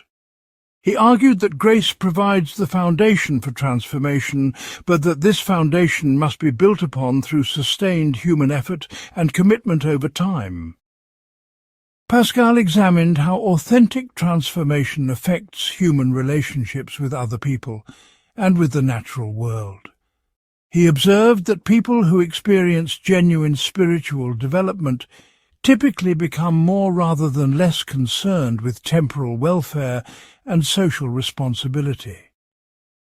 This happens because transformation provides the psychological security and clarity of vision needed for genuine concern about others rather than merely using others for personal spiritual advancement or emotional satisfaction.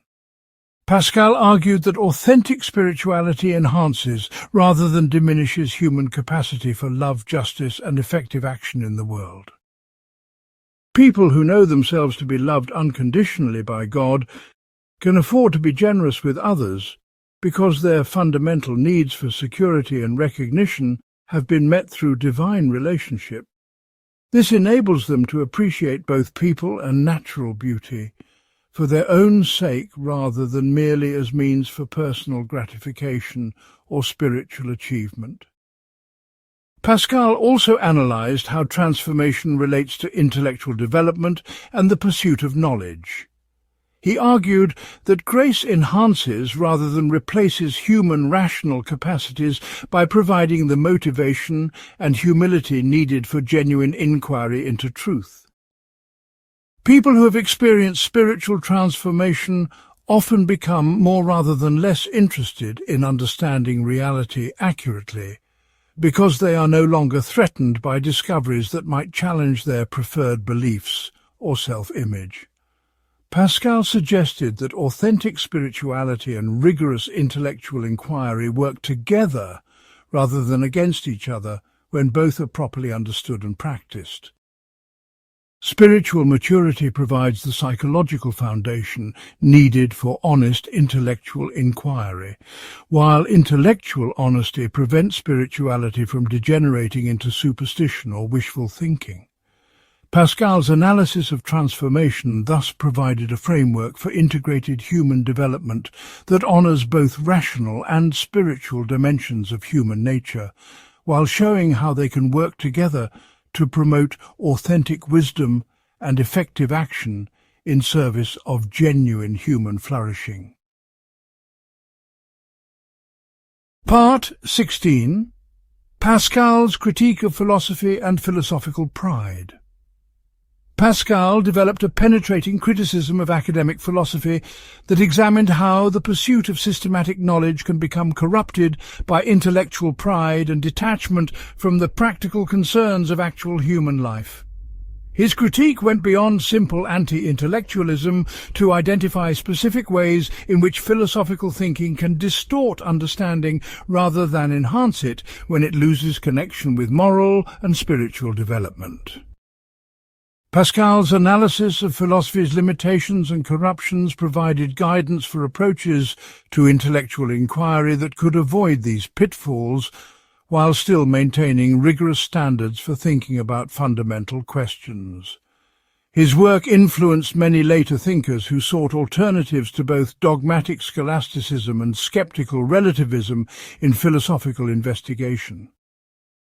Pascal observed that many philosophers become so fascinated with the process of systematic thinking that they lose sight of the practical purposes that originally motivated philosophical inquiry. Philosophy began as love of wisdom that could guide human life toward authentic flourishing.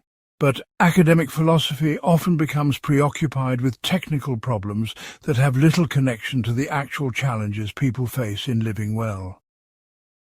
Pascal argued that this transformation of philosophy from practical wisdom into academic exercise represents a form of corruption that makes philosophical thinking less rather than more valuable for human development.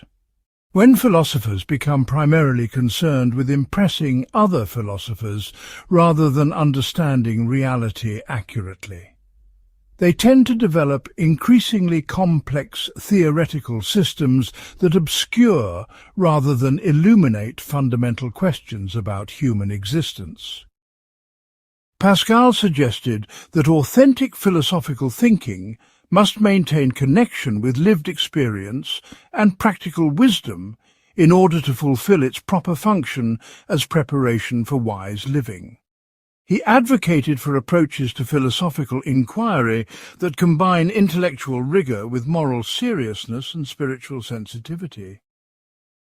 Pascal also examined how intellectual pride corrupts philosophical thinking by making philosophers more concerned with defending their positions than with discovering truth. When thinkers become emotionally invested in particular theoretical conclusions, they tend to interpret evidence selectively and dismiss criticism unfairly, rather than remaining genuinely open to correction. Pascal observed that this corruption affects even brilliant philosophers who display impressive logical skills and extensive knowledge but lack the humility needed for authentic inquiry into truth. Intellectual pride also leads philosophers to claim more certainty than evidence warrants and to extend their competence beyond domains where their methods provide reliable guidance. Pascal argued that effective philosophical thinking requires intellectual virtues like humility, patience, and willingness to acknowledge uncertainty that develop through moral and spiritual discipline rather than through purely academic training. Without these virtues, philosophical education often produces sophistication in argument that serves self-promotion rather than genuine understanding of reality. Pascal examined specific ways in which academic philosophy tends to distort understanding of fundamental questions about human nature and destiny. Philosophers often approach questions about love, happiness, meaning, and moral obligation as purely theoretical problems that can be resolved through abstract analysis rather than as practical challenges that require lived experience and personal transformation for adequate understanding. This leads to philosophical systems that may achieve logical consistency, but fail to capture essential aspects of human experience or provide practical guidance for authentic human flourishing. Pascal argued that many philosophical errors result from attempting to understand realities that require personal engagement through methods appropriate only for objects that can be studied from detached theoretical perspectives. Questions about ultimate meaning, for example, cannot be resolved through purely rational analysis because they involve dimensions of reality that become visible only through moral and spiritual development over time. Pascal suggested that philosophers who lack this development will inevitably miss essential aspects of what they attempt to understand regardless of their intellectual sophistication. Pascal also criticized philosophical approaches that reduce complex realities to simple principles or systems in ways that eliminate rather than explain the complexity and mystery that characterize actual human experience. He observed that reality is often more complex and mysterious than human reason can completely comprehend, and that acknowledging this complexity represents intellectual honesty rather than intellectual failure. Philosophical systems that claim to explain everything through a few basic principles often achieve apparent clarity by ignoring or distorting aspects of experience that do not fit their theoretical framework. Pascal argued that authentic philosophical thinking should increase rather than decrease our appreciation for the complexity and mystery of reality, while still providing practical guidance for living wisely within conditions of limited understanding. He advocated for philosophical approaches that combine intellectual rigor with appropriate intellectual humility and openness to dimensions of reality that transcend complete rational comprehension. Pascal's critique of philosophy thus aimed not at destroying philosophical thinking, but at purifying it from corruptions that prevent it from fulfilling its proper function as preparation for wise and authentic human living. Pascal's alternative to corrupted academic philosophy emphasized integration of intellectual inquiry with moral development and spiritual growth. He argued that the most important questions about human existence require not just clear thinking, but also personal transformation that enables people to perceive aspects of reality that remain hidden from purely theoretical investigation. This does not make philosophical inquiry less rigorous, but rather more demanding, because it requires development of the whole person, rather than just training in particular analytical techniques. Pascal demonstrated through his own work how mathematical precision, psychological insight, and spiritual wisdom can work together to illuminate different aspects of human experience without cancelling or contradicting each other.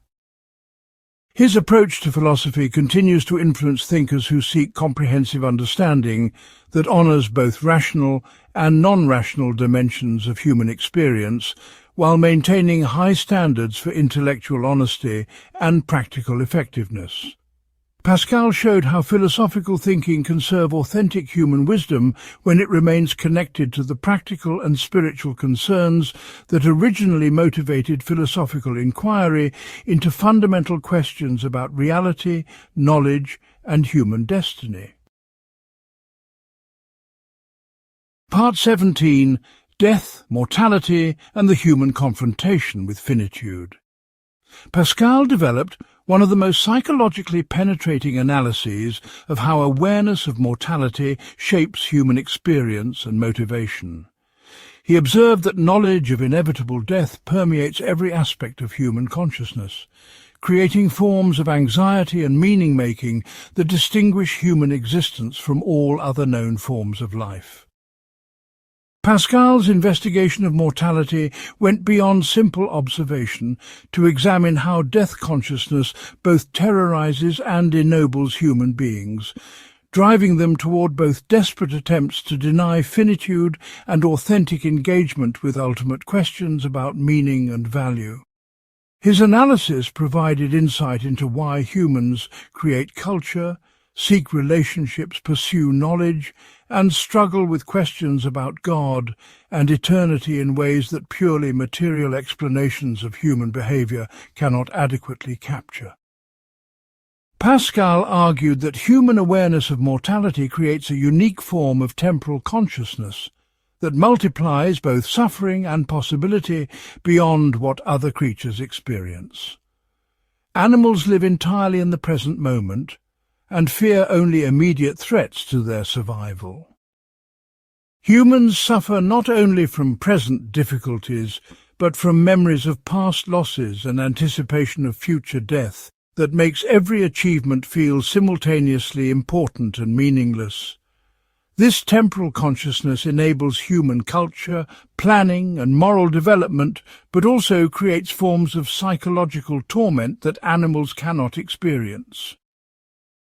Pascal observed that much human behavior represents attempts to manage death anxiety through various forms of symbolic immortality that promise to preserve some aspect of personal identity beyond physical death.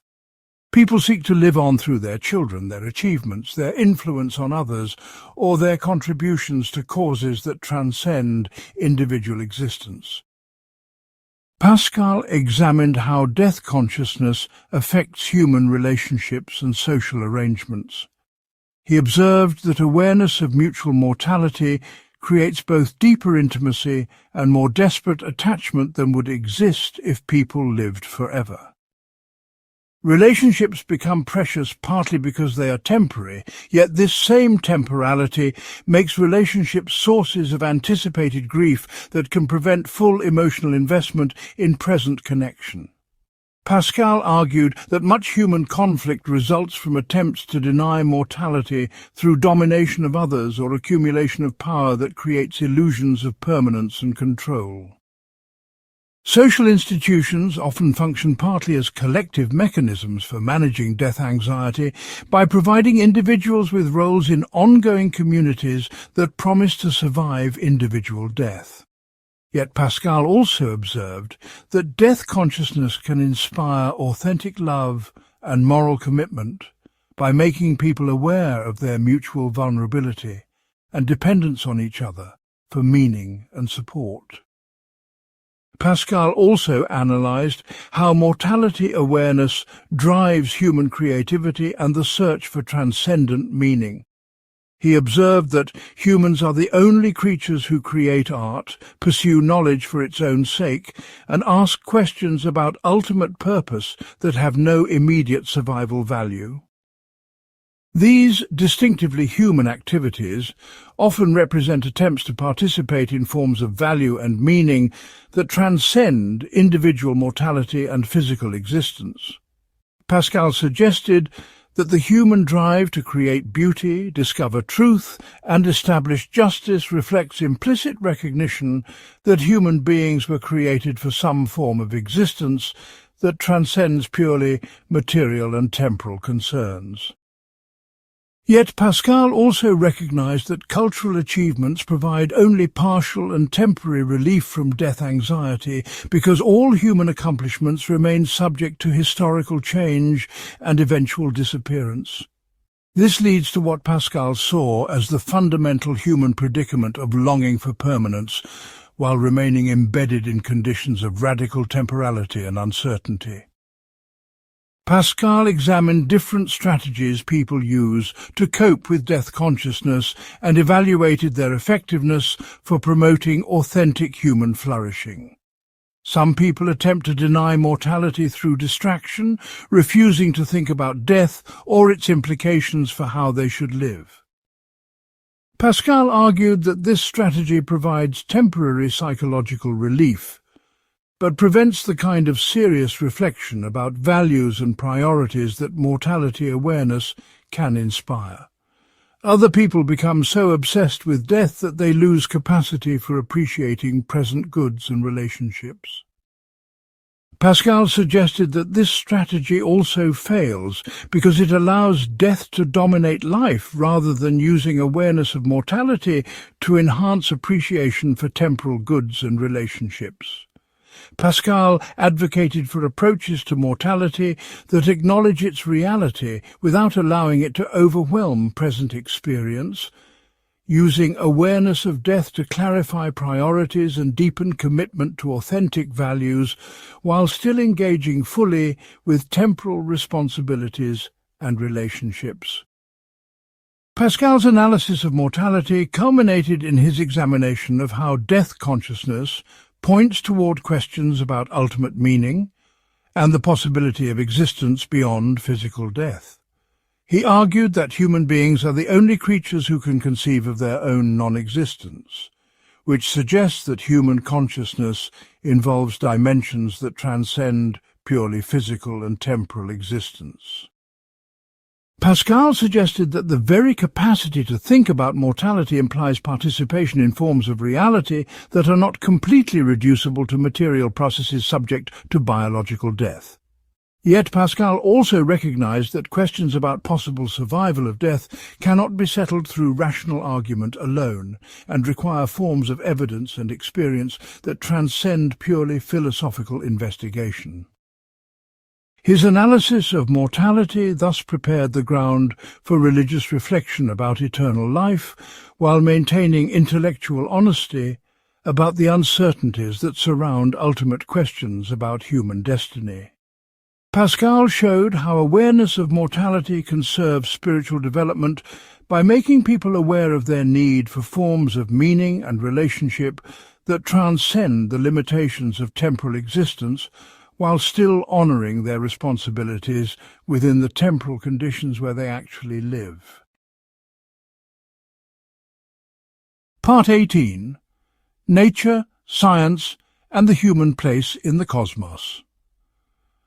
Pascal developed a sophisticated understanding of the natural world that combined genuine appreciation for scientific discovery with acute awareness of how scientific knowledge relates to broader questions about human meaning and destiny. As a practicing mathematician and experimental scientist who made important contributions to probability theory, projective geometry, and the study of atmospheric pressure, Pascal understood scientific methods from the inside. Yet his philosophical analysis of science examined both the achievements and limitations of scientific approaches to understanding reality, particularly when applied to questions about human nature and ultimate meaning. Pascal's approach to nature and science provided a framework for appreciating scientific knowledge without falling into either scientific reductionism that eliminates non-material dimensions of reality or anti-scientific romanticism that rejects empirical investigation as fundamentally misguided. Pascal observed that scientific investigation reveals both the impressive regularity and mathematical elegance of natural processes and the overwhelming complexity and vastness of the natural world that dwarfs human comprehension. Mathematical analysis of natural phenomena demonstrates that nature operates according to precise laws that human reason can discover and apply for practical purposes. This success of mathematical science might suggest that reality is fundamentally rational and comprehensible to human understanding. Yet Pascal also recognized that scientific investigation constantly reveals new layers of complexity and opens new questions for every question it answers. The more we learn about the natural world through scientific methods, the more aware we become of how much remains unknown and perhaps unknowable through purely empirical approaches. Pascal argued that honest scientific investigation should inspire both confidence in human rational abilities and humility about the limitations of human understanding when confronted with the infinite complexity of natural reality. Pascal examined how scientific knowledge affects human self-understanding and our sense of place within the cosmic order. Scientific investigation reveals that human beings occupy a tiny fraction of space and time within a universe of overwhelming scale and age. This can produce what Pascal called cosmic vertigo, a sense of human insignificance that threatens to make human concerns seem trivial and meaningless. Yet Pascal argued that the very capacity to discover our cosmic insignificance through scientific investigation reveals something remarkable about human beings that transcends purely physical categories. Humans are apparently the only creatures in the known universe who can use mathematical reasoning to understand natural processes and contemplate the vastness of cosmic reality. This suggests that human consciousness involves dimensions that cannot be completely reduced to the physical processes that scientific methods can investigate directly. Pascal also analyzed the relationship between scientific and religious approaches to understanding nature and human existence. He argued that science and religion investigate different aspects of reality using different methods, and that conflict between them often results from confusion about the proper scope and limits of each approach. Science excels at understanding the mechanical relationships between natural phenomena and can provide increasingly accurate descriptions of how natural processes operate. Yet scientific methods cannot directly investigate questions about meaning, purpose, and value that remain central to human existence and that require different forms of knowledge for adequate understanding. Pascal suggested that religious approaches to reality become more rather than less important as scientific knowledge expands, because scientific discovery constantly reveals new dimensions of mystery and complexity that raise rather than answer ultimate questions about why anything exists at all. He advocated for approaches to knowledge that could appreciate both scientific and religious insights without reducing either to the other, or claiming that one form of knowledge could provide complete understanding by itself. Pascal examined how scientific knowledge should affect human attitudes toward the natural world and our responsibilities within it. He observed that scientific understanding reveals both the beauty and mathematical elegance of natural processes and their indifference to particular human concerns and values. Nature operates according to laws that serve no apparent purpose beyond maintaining the complex patterns and relationships that scientific investigation can describe and predict. This might suggest that human beings should model their behavior on natural processes and abandon concerns about justice, compassion, and meaning that have no apparent basis in purely natural reality. Yet Pascal argued that such conclusions represent misunderstandings of both natural reality and human nature. The fact that humans can discover natural laws and ask questions about their implications suggests that human consciousness transcends purely natural categories and involves capacities for moral and spiritual insight that nature itself cannot provide or explain. Pascal's analysis of nature and science culminated in his examination of how scientific knowledge can serve authentic human wisdom without becoming a substitute for other forms of understanding that human flourishing requires. He argued that scientific investigation represents one important form of human rational activity that should be pursued with intellectual honesty and appropriate humility about its scope and limitations. Scientific knowledge can contribute to human welfare by providing practical tools for managing natural processes and by inspiring wonder at the complexity and beauty of natural reality. Yet Pascal insisted that scientific knowledge alone cannot provide answers to the most important questions about how humans should live or what ultimate purposes should guide human action and social organization. These questions require integration of scientific insight with moral wisdom and spiritual understanding that transcend what purely empirical methods can provide. Pascal's approach to science thus provided a framework for appreciating scientific achievement without falling into scientism that reduces all meaningful questions to those that can be answered through empirical investigation alone.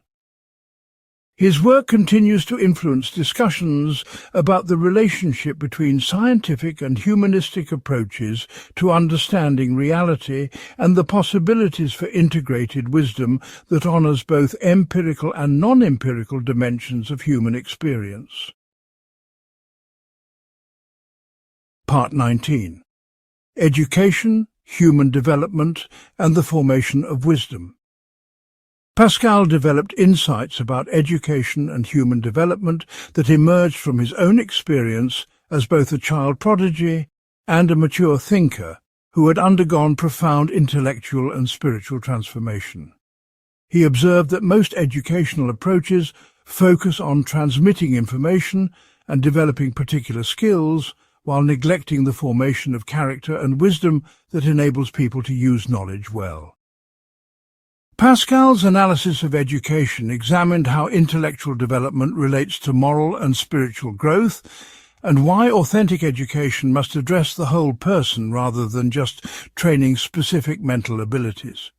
His approach to human development provided guidance for educational practices that could promote both intellectual excellence and practical wisdom, while avoiding the corruption and narrowness that often characterize purely academic approaches to learning.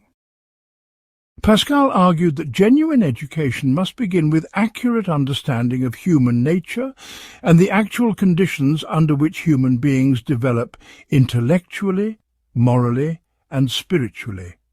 He observed that children naturally possess curiosity, wonder, and openness to truth that represent essential foundations for all later learning. Yet these natural capacities can be either cultivated or corrupted by educational practices that either honor or violate the psychological and spiritual conditions that promote authentic human development.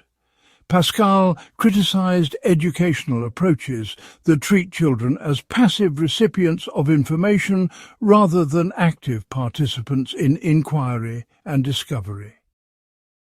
He also opposed educational methods that emphasize competition and external rewards rather than intrinsic satisfaction that comes from understanding and wisdom. Pascal advocated for educational practices that could nurture natural curiosity while providing the discipline and structure needed for serious intellectual development. Pascal examined how different subjects and methods contribute to comprehensive human development, rather than merely providing useful skills or interesting information.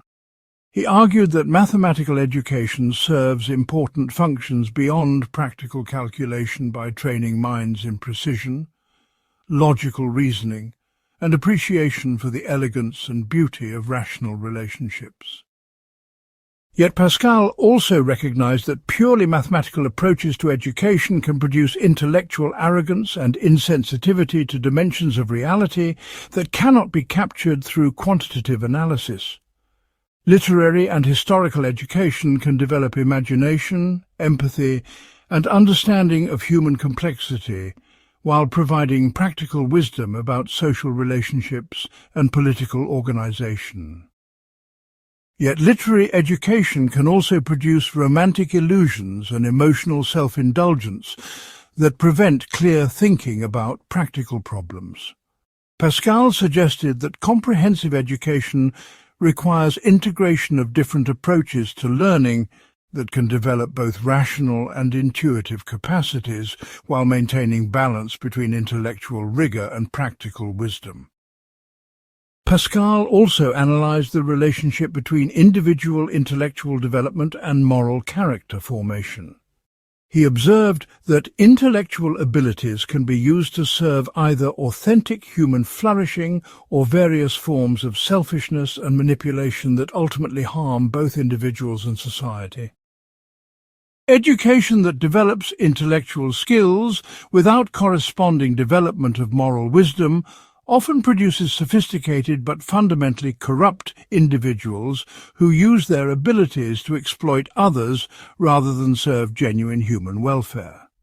Pascal argued that effective education must address questions about values, purposes, and character alongside development of particular intellectual abilities.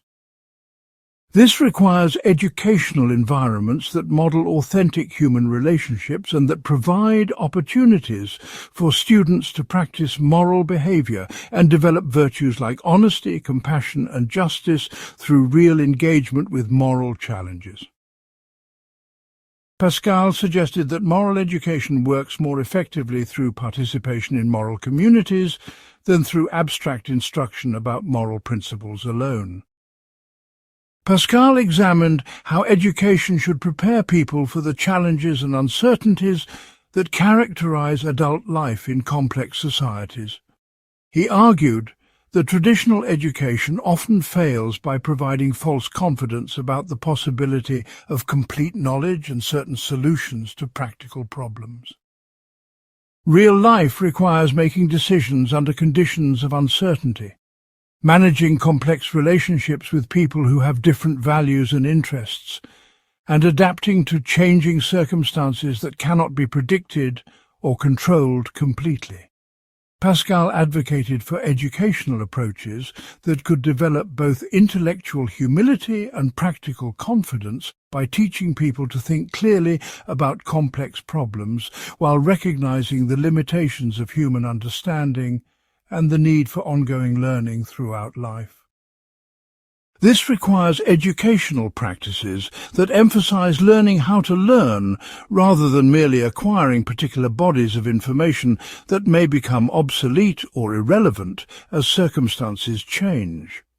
Pascal suggested that the most important educational outcome is developing wisdom that combines intellectual ability with moral commitment and spiritual insight in ways that enable people to contribute effectively to authentic human flourishing under whatever circumstances they encounter. Pascal's analysis of education culminated in his examination of how formal educational institutions relate to the broader cultural and spiritual formation that occurs through family relationships, religious communities, and participation in social life. He argued that no educational institution can provide complete human formation by itself, and that effective education requires coordination between different sources of learning and development throughout human life. Formal education can provide intellectual tools and cultural knowledge that enable people to participate effectively in complex societies. But character formation and spiritual development require personal relationships and practical experience that transcend what classroom instruction alone can provide. Pascal advocated for educational approaches that could prepare people for lifelong learning through multiple sources, while providing solid foundations in intellectual skills and cultural knowledge that remain valuable regardless of changing circumstances. His understanding of education continues to influence discussions about educational goals and methods, particularly among those who seek to promote both intellectual excellence and human wisdom through educational practices that address the complexity and dignity of human nature. Pascal showed how education can serve authentic human development when it maintains proper relationship between intellectual training and the broader moral and spiritual formation that enables people to use knowledge wisely in service of genuine human flourishing. Part 20. Individual and Society, the Problem of Social Existence. Pascal developed a nuanced analysis of how individual human development relates to social organization and why neither pure individualism nor complete collectivism provides adequate frameworks for authentic human flourishing. He observed that human beings are inherently social creatures who cannot achieve full development in isolation. Yet social relationships inevitably involve conflicts and compromises that threaten individual integrity and authenticity. Pascal's investigation of social existence examined both the necessity and the corruption inherent in all forms of human community, while seeking approaches to social organization that could promote rather than hinder individual development and collective welfare. His analysis provided insight into persistent tensions between personal freedom and social responsibility that remain central to contemporary discussions about politics, culture, and human relationships. Pascal argued that individual human development requires social relationships because essential human capacities can develop only through interaction with other people. Language, rational thinking, moral sensitivity, and spiritual understanding all emerge through participation in communities that embody and transmit cultural wisdom across generations. Even the most basic forms of self-knowledge depend on feedback from others, who can observe aspects of our behavior and character that we cannot perceive directly. Pascal suggested that attempts to achieve complete individual autonomy are both impossible and self-destructive because they cut people off from the social relationships that make authentic human development possible. Yet Pascal also recognized that social influence can corrupt individual development by encouraging conformity to group norms that may conflict with truth, justice, or personal integrity. He sought to understand how people can benefit from social relationships while maintaining the critical independence needed for authentic moral and spiritual growth. Pascal examined how different types of social organization affect individual development and collective welfare in various ways. Small communities like families and local neighborhoods can provide intimate relationships and mutual support that promote individual flourishing, but they can also become oppressive through gossip, conformity pressure, and limited opportunities for growth beyond traditional roles. Large institutions like governments and religious organizations can provide coordination and resources that serve collective welfare, but they can also become impersonal bureaucracies that treat individuals as interchangeable units rather than unique persons worthy of respect and care.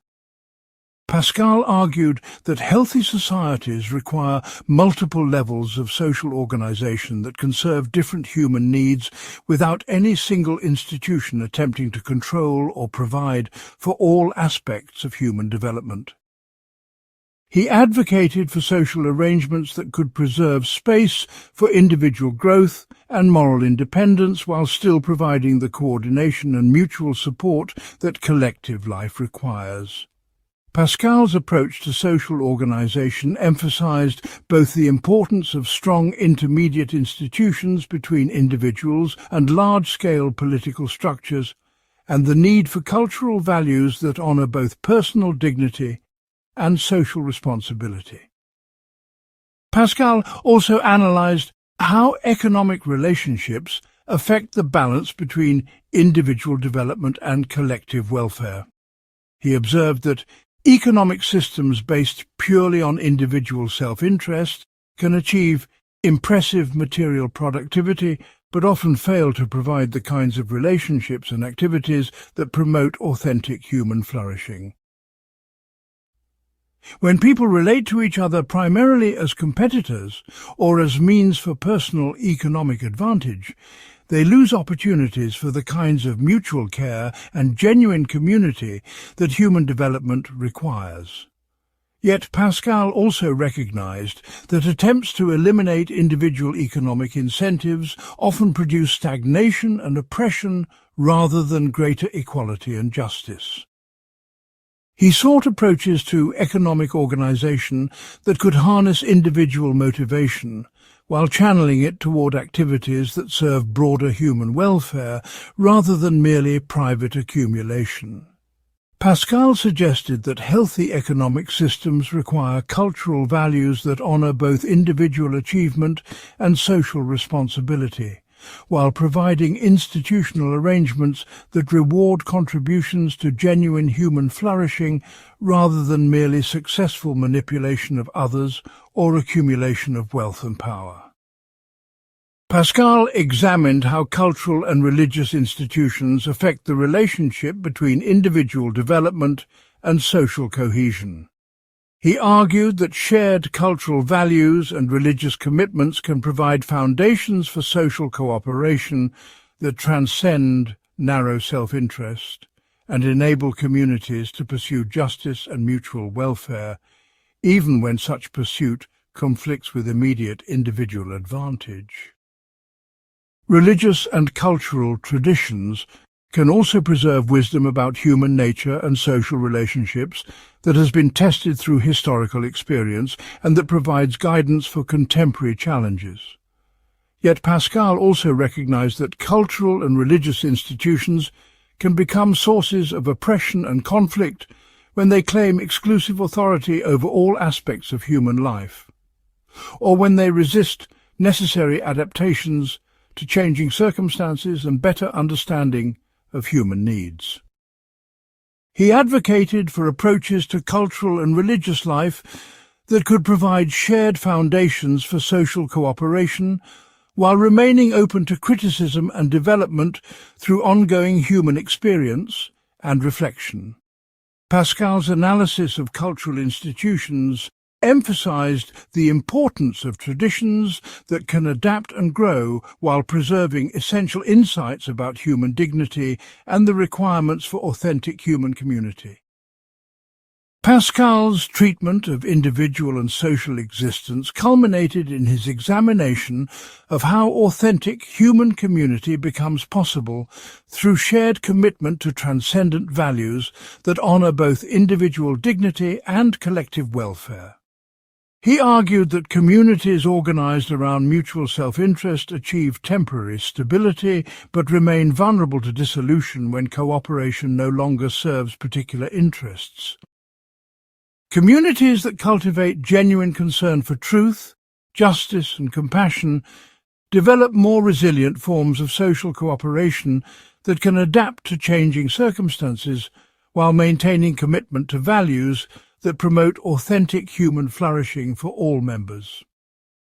Pascal suggested that such communities require not just good intentions, but also practical wisdom about institutional arrangements and cultural practices that can embody transcendent values in concrete social relationships and political structures.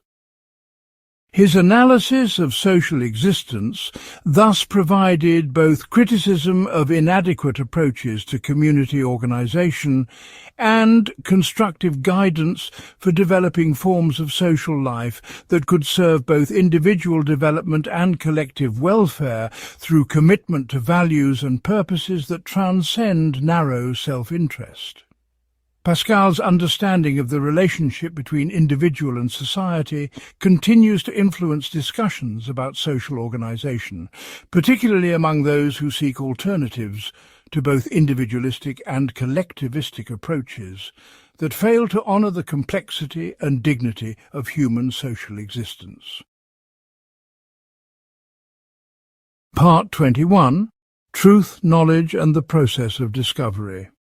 Pascal developed a sophisticated epistemology that examined how human beings actually discover truth and what conditions promote or hinder reliable knowledge about important questions. His analysis went beyond abstract theories about the nature of knowledge to investigate the practical and psychological processes through which conviction develops and changes in human minds. Pascal observed that truth-seeking involves complex interactions between rational analysis, intuitive insight, moral preparation, and social dialogue that cannot be reduced to simple methodological rules or logical procedures. His approach to knowledge emphasized both the importance of intellectual rigor and the need for forms of preparation and attention that transcend purely academic approaches to inquiry and discovery. Pascal argued that different types of questions require different approaches to investigation, and that much intellectual confusion results from applying methods appropriate to one domain of inquiry to questions that belong to different domains. Mathematical and experimental scientific questions can often be resolved through careful logical analysis and controlled observation because they involve objects that can be precisely defined and manipulated under controlled conditions. Questions about human relationships, moral values, and ultimate meaning involve realities that cannot be completely objectified or analyzed into simple components without losing essential aspects of what makes them significant.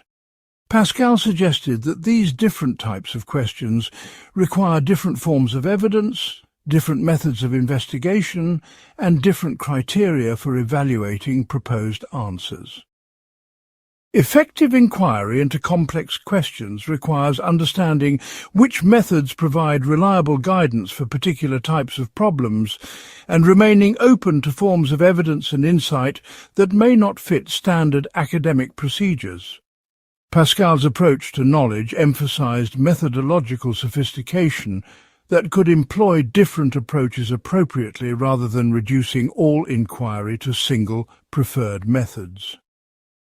Pascal also examined how personal factors affect the process of discovering and accepting truth about important questions. He observed that people's emotional attachments, social relationships, and practical interests powerfully influence how they interpret evidence and what conclusions they find convincing. This does not necessarily make human knowledge unreliable, but it does mean that effective inquiry requires self-knowledge and moral preparation that enable people to recognize and compensate for sources of bias and distortion in their thinking. Pascal argued that discovering truth about complex questions often requires personal transformation that enables people to perceive aspects of reality that remain hidden from those who approach inquiry with corrupted motivations or inadequate preparation. This is particularly true for moral and spiritual questions, where the quality of the questioner affects their capacity to understand the answers that emerge from serious investigation. Pascal suggested that authentic inquiry requires both intellectual honesty and moral commitment to truth that transcends personal preference and social convenience. Pascal examined the relationship between individual discovery and collective inquiry in the development of human knowledge. He observed that individual thinkers operating in isolation often fall into errors that could be corrected through dialogue with others who bring different perspectives and experiences to shared investigation. Collective inquiry can achieve insights and correct mistakes that would be impossible for individual investigators working alone. Yet Pascal also recognized that group thinking can produce its own forms of distortion through social pressure, shared assumptions that go unquestioned, and group dynamics that discourage dissent and independent critical thinking. Effective collective inquiry requires institutional arrangements and cultural values that can harness the benefits of multiple perspectives while avoiding the conformity pressure and intellectual corruption that often characterize group thinking. Pascal advocated for approaches to collective inquiry that could combine rigorous individual thinking with genuine openness to learning from others and commitment to discovering truth rather than defending particular positions or group interests. Pascal also analysed how authority and tradition relate to individual inquiry and discovery. He observed that no individual can investigate every important question through personal research, and that practical life requires accepting much knowledge on the basis of testimony from others who have relevant expertise and experience. Traditional wisdom often embodies insights that have been tested through historical experience and that provide valuable guidance for contemporary problems. Yet Pascal also recognized that both expert authority and traditional wisdom can be corrupted by various forms of bias, self-interest and historical limitation that prevent them from providing reliable guidance about contemporary challenges. Effective inquiry requires learning how to evaluate different sources of authority and how to distinguish between testimony that deserves acceptance and claims that require independent verification through personal investigation. Pascal suggested that mature intellectual development involves learning when to trust others and when to think independently, while maintaining appropriate intellectual humility about the limitations of both individual and collective human understanding. Pascal's analysis of knowledge and discovery culminated in his examination of how different forms of knowledge contribute to practical wisdom that can guide effective action in complex and uncertain circumstances. He argued that authentic wisdom requires integration of rational analysis, intuitive insight, moral sensitivity, and spiritual understanding that cannot be achieved through any single approach to inquiry. Practical decisions about relationships, work, politics, and ultimate questions require forms of judgment that draw on multiple sources of knowledge while remaining open to ongoing learning through experience and reflection. Pascal suggested that the goal of inquiry should be developing practical wisdom rather than achieving theoretical certainty, and that such wisdom emerges through sustained engagement with important questions over time, rather than through application of particular methodological procedures. His approach to knowledge thus provided guidance for lifelong learning that could adapt to changing circumstances while maintaining commitment to truth and authentic human flourishing. Pascal's understanding of truth and discovery continues to influence discussions about methodology in both academic and practical contexts, particularly among those who seek approaches to knowledge that can honor both intellectual rigor and the complexity of human experience in its moral, spiritual, and practical dimensions. Part 22. Language, Communication, and the Art of Persuasion. Pascal developed sophisticated insights about human communication that examined both the possibilities and limitations of language as a means for sharing understanding and influencing human conviction. As someone who wrote extensively for both academic and popular audiences, Pascal understood from experience how difficult it can be to communicate effectively about complex and important questions. His analysis of communication went beyond simple rhetoric to examine the psychological and social factors that affect how people receive and evaluate different types of messages. Pascal's approach to language and persuasion provided guidance for communicating about important questions in ways that could engage both rational and non-rational aspects of human psychology while maintaining intellectual honesty and respect for human dignity. Pascal observed that most communication failures result not from logical errors or insufficient information, but from misunderstandings about how human conviction actually develops and changes.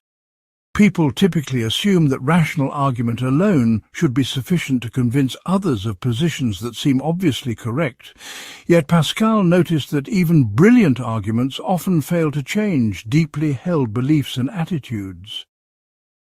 This happens because human conviction involves emotional, social, and practical factors that purely logical approaches to communication cannot address adequately. Effective communication requires understanding and engaging the full range of factors that influence how people interpret evidence and form judgments about important questions.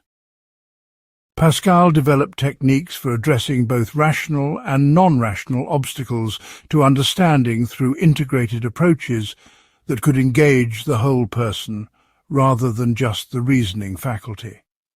His methods emphasized meeting people where they actually are psychologically and spiritually, rather than where communicators think they ought to be intellectually. Pascal examined how different audiences require different approaches to communication based on their backgrounds, interests, and current understanding of relevant questions. Academic audiences typically expect systematic argument supported by detailed evidence and careful attention to alternative positions and potential objections.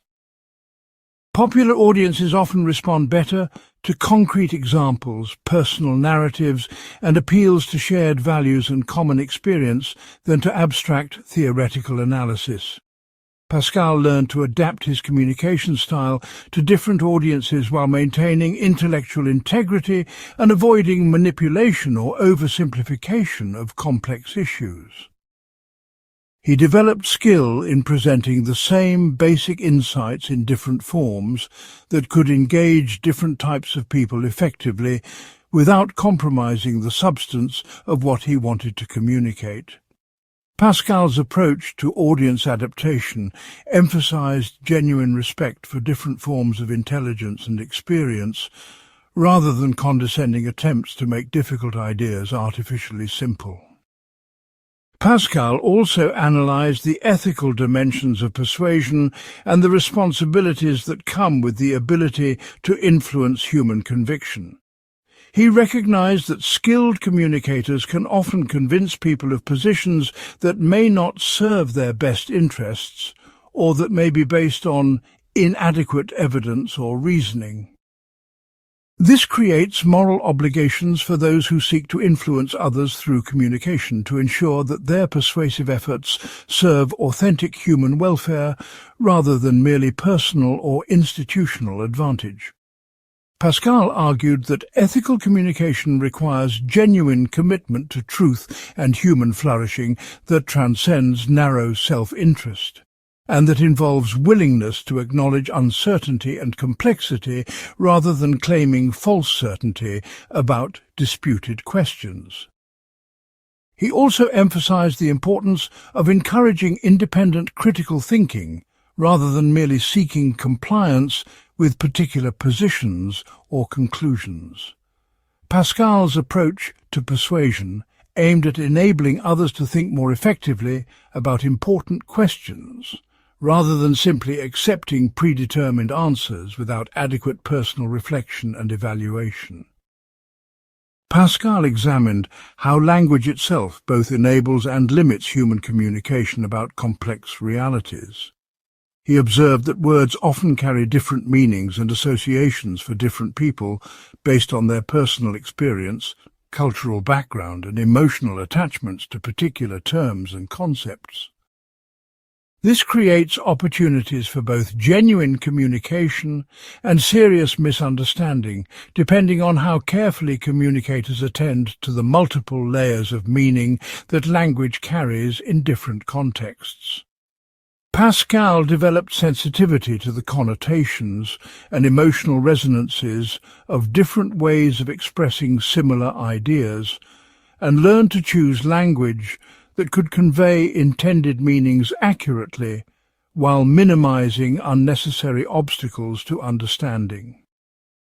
He also recognized that some aspects of human experience resist adequate expression through language alone and require supplementation through other forms of communication like personal example, shared activity, and direct experience. Pascal's approach to language emphasized both precision in expression and humility about what verbal communication alone can accomplish in sharing complex understanding between different minds and hearts. Pascal's analysis of communication culminated in his examination of how authentic dialogue differs from mere debate or propaganda in its goals and methods. He argued that genuine communication aims at mutual understanding and shared discovery of truth rather than simply winning arguments or manipulating others to accept predetermined conclusions. Authentic dialogue requires intellectual humility that acknowledges the possibility of learning from others and being corrected through honest exchange of ideas and perspectives. It also requires patience with the slow process through which understanding develops and changes rather than expecting immediate conversion to new positions through single conversations or arguments. Pascal demonstrated through his own communication practices how intellectual rigor and personal warmth can work together to create conditions where genuine dialogue becomes possible even about controversial and emotionally charged questions. His approach to communication continues to influence those who seek to engage effectively with others about important questions while maintaining both intellectual integrity and appropriate respect for the complexity and dignity of human persons who may understand reality differently than we do. Part 23. The Heart's Knowledge, Intuition, Feeling and Spiritual Insight. Pascal's most famous insight about the heart having its reasons which reason does not know requires careful analysis to understand its full philosophical significance. This statement is often misinterpreted as anti-intellectual romanticism that opposes feeling to rational thinking. But Pascal intended something much more sophisticated about different forms of human knowledge that serve complementary functions.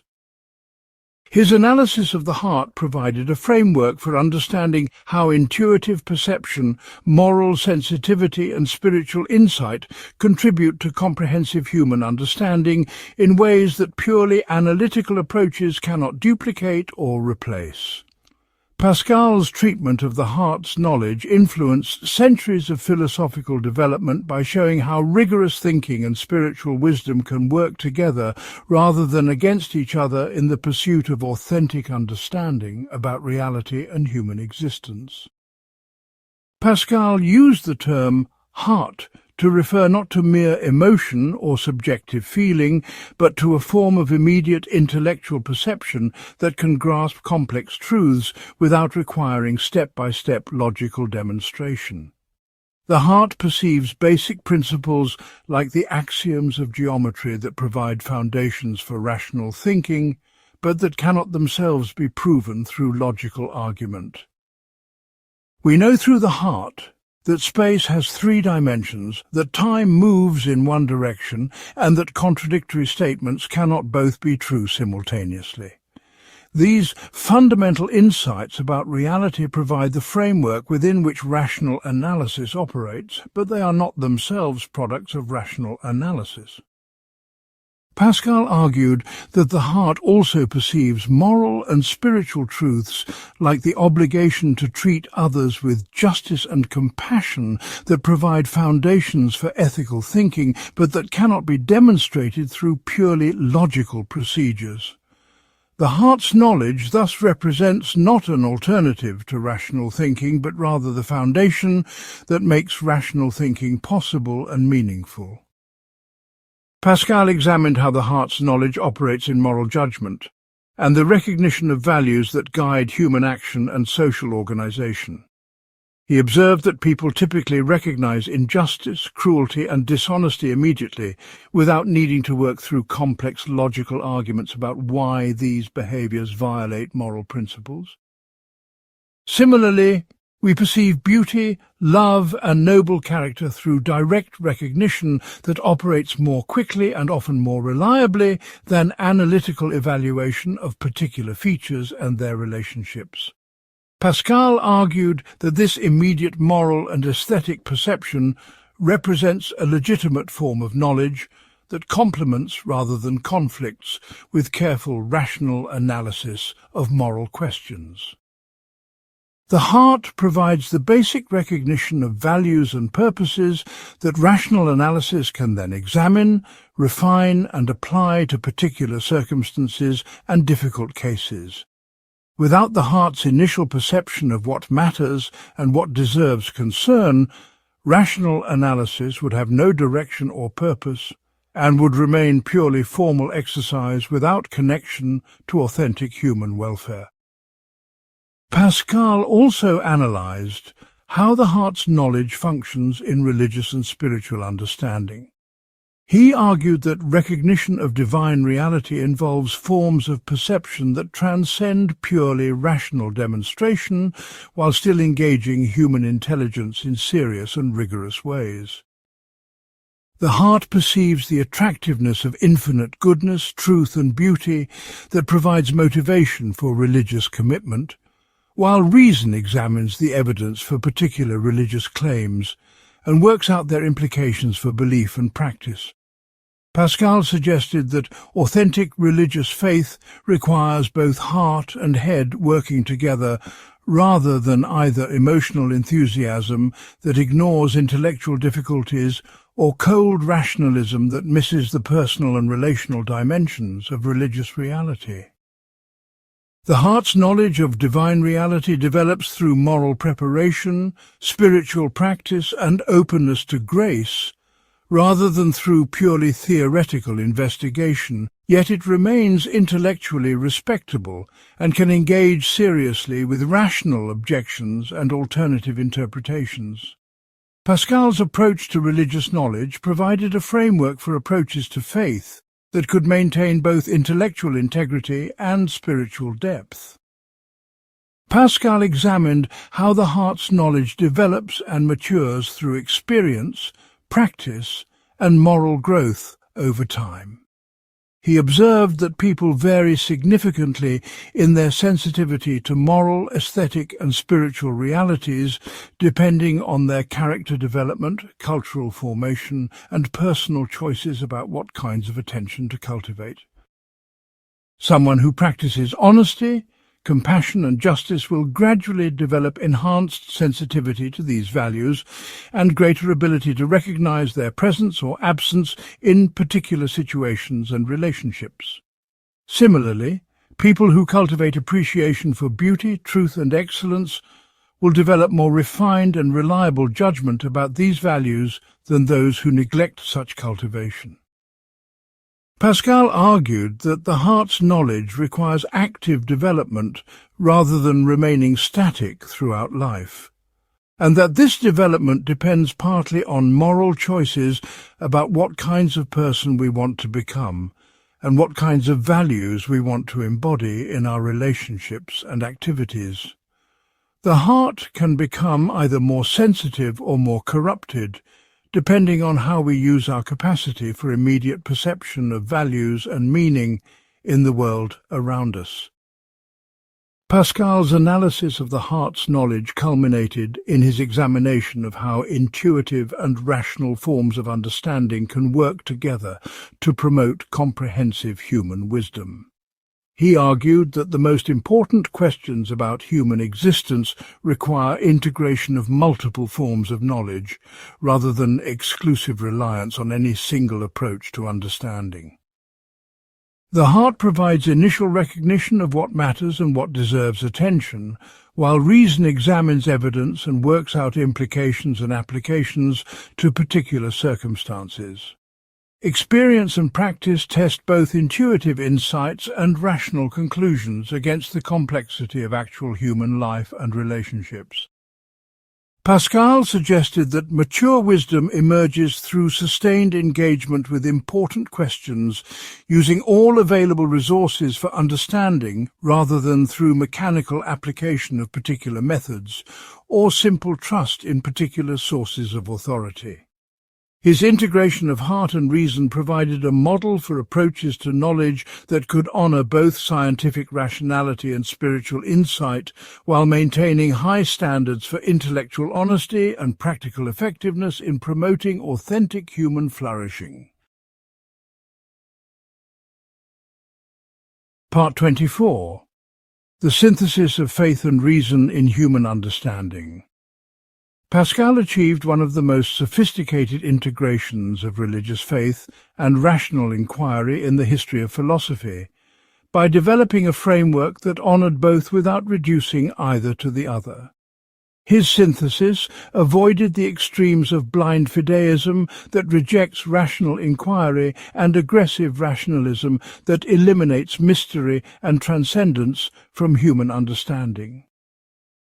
Pascal demonstrated, through both theoretical analysis and personal example, how rigorous intellectual honesty and deep religious commitment can work together to enhance rather than diminish each other in the pursuit of comprehensive wisdom about reality and human existence.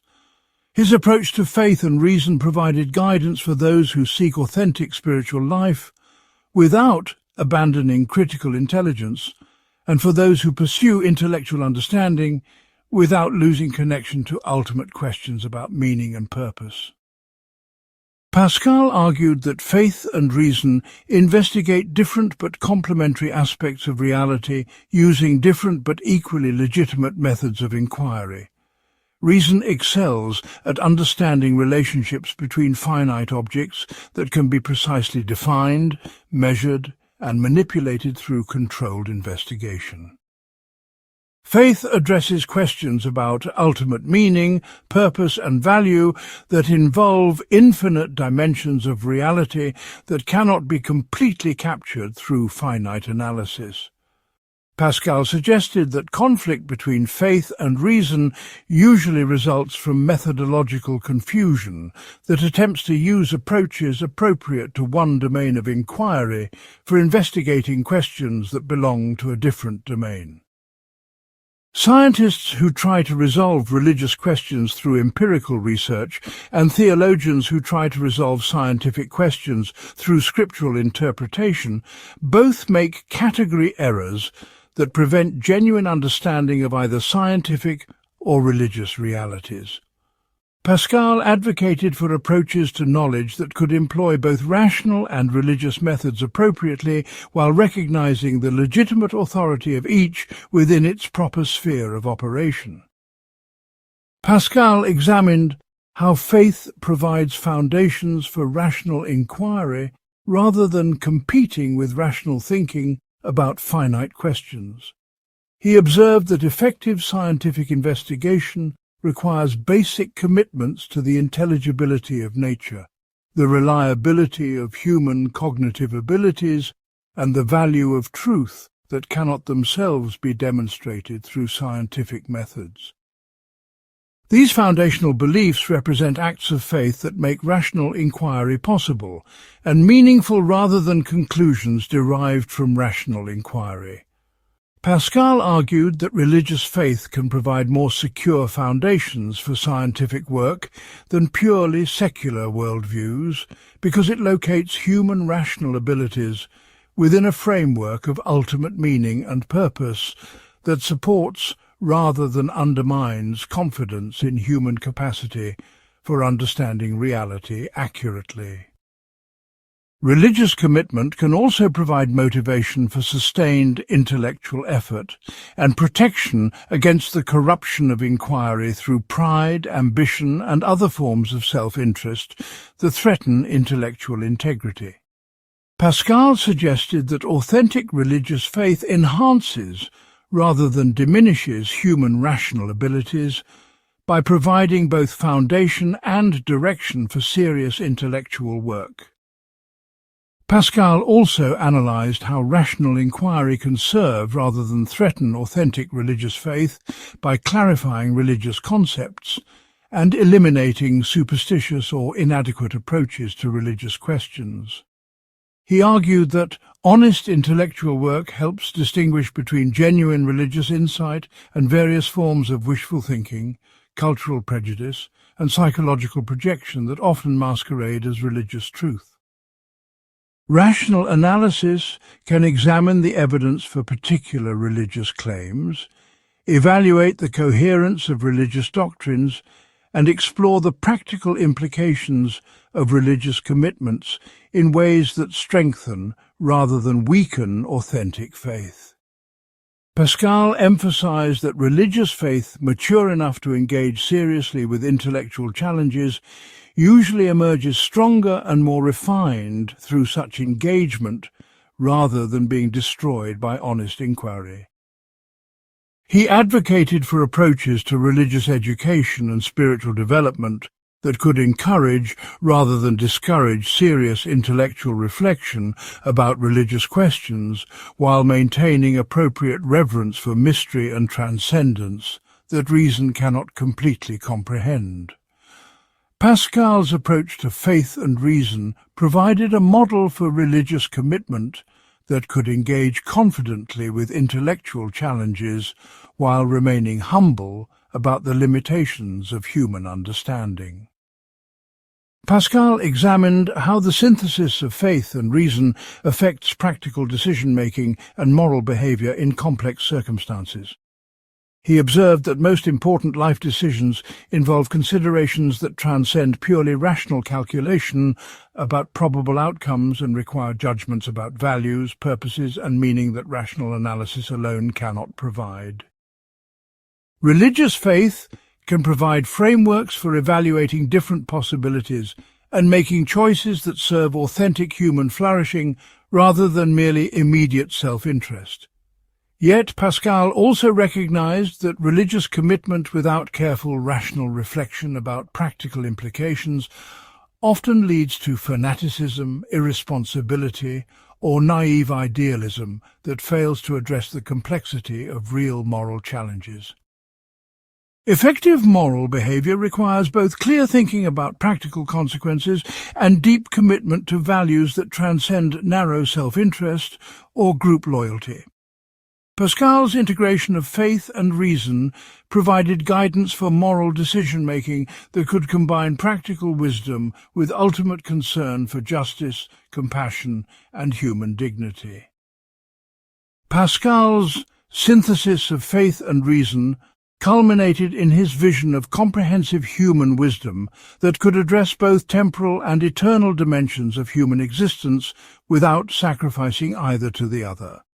He argued that complete human flourishing requires both effective engagement with finite concerns like relationships, work, and social responsibility, and authentic relationship with infinite reality that provides ultimate meaning and purpose for temporal activities. Neither purely secular approaches that ignore transcendent dimensions of reality nor purely religious approaches that neglect temporal responsibilities can provide adequate guidance for authentic human living. Pascal advocated for integrated approaches to human development that could cultivate both practical competence and spiritual wisdom through sustained engagement with both finite and infinite aspects of reality. His synthesis provided a framework for lifelong growth in wisdom that could adapt to changing circumstances while maintaining commitment to truth and human flourishing in both temporal and eternal dimensions. Pascal's integration of faith and reason continues to influence those who seek comprehensive understanding that can honor both scientific rationality and spiritual insight, while maintaining intellectual integrity and practical effectiveness in serving authentic human welfare. Part 25. Pascal's enduring legacy and contemporary relevance. Pascal's philosophical legacy extends far beyond his immediate historical context to address perennial questions about human nature, knowledge, and meaning that remain as challenging today as they were in the 17th century. His unique combination of mathematical precision, psychological insight, and spiritual depth created a form of philosophical thinking that transcends the limitations of both purely secular and purely religious approaches to fundamental questions about human existence. Pascal's influence can be traced through centuries of subsequent philosophical development in areas ranging from decision theory and probability analysis to existentialism and religious epistemology. His work continues to provide resources for contemporary thinkers who seek comprehensive understanding that can address both scientific and humanistic dimensions of human experience without reducing either to the other. Pascal's analysis of human nature anticipated many insights of modern psychology while maintaining philosophical sophistication about questions of ultimate meaning that purely empirical approaches often neglect. His examination of anxiety, self-deception, and the search for authentic identity prefigured existentialist themes that became central to 20th century philosophy and literature.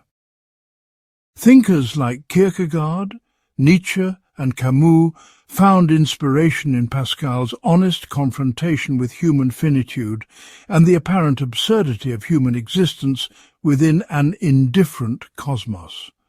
Yet Pascal's religious commitment provided resources for addressing existential challenges that purely secular existentialism often lacks, suggesting possibilities for meaning and fulfillment that transcend the limitations of temporal existence. Contemporary discussions about mental health, identity, and personal fulfillment continue to grapple with questions that Pascal addressed through his analysis of human misery, diversion, and the search for authentic happiness. His insights remain relevant for anyone seeking to understand the psychological and spiritual conditions that promote or hinder human flourishing in complex modern societies. Pascal's contributions to decision theory through his famous wager established foundations for mathematical approaches to choice under uncertainty that continue to influence economics, game theory, and rational choice theory. His recognition that practical decisions often must be made without complete information, and his development of techniques for reasoning about probability and expected value provided tools that have wide application beyond religious questions. Contemporary discussions about risk assessment, policy analysis, and strategic planning in both private and public contexts draw on methods that Pascal helped develop through his analysis of how rational agents should behave when facing uncertain outcomes with potentially infinite consequences. Yet Pascal's approach to decision-making also emphasized factors that purely mathematical models often neglect, including the role of values, relationships, and ultimate commitments that cannot be reduced to quantitative calculation. His work suggests both the power and the limitations of formal approaches to practical reasoning and points toward the need for wisdom that combines analytical precision with moral sensitivity and spiritual insight.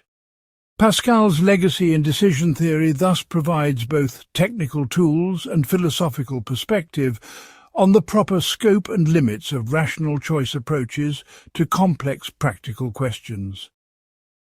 Pascal's political philosophy continues to influence discussions about the relationship between individual freedom and social responsibility in democratic societies.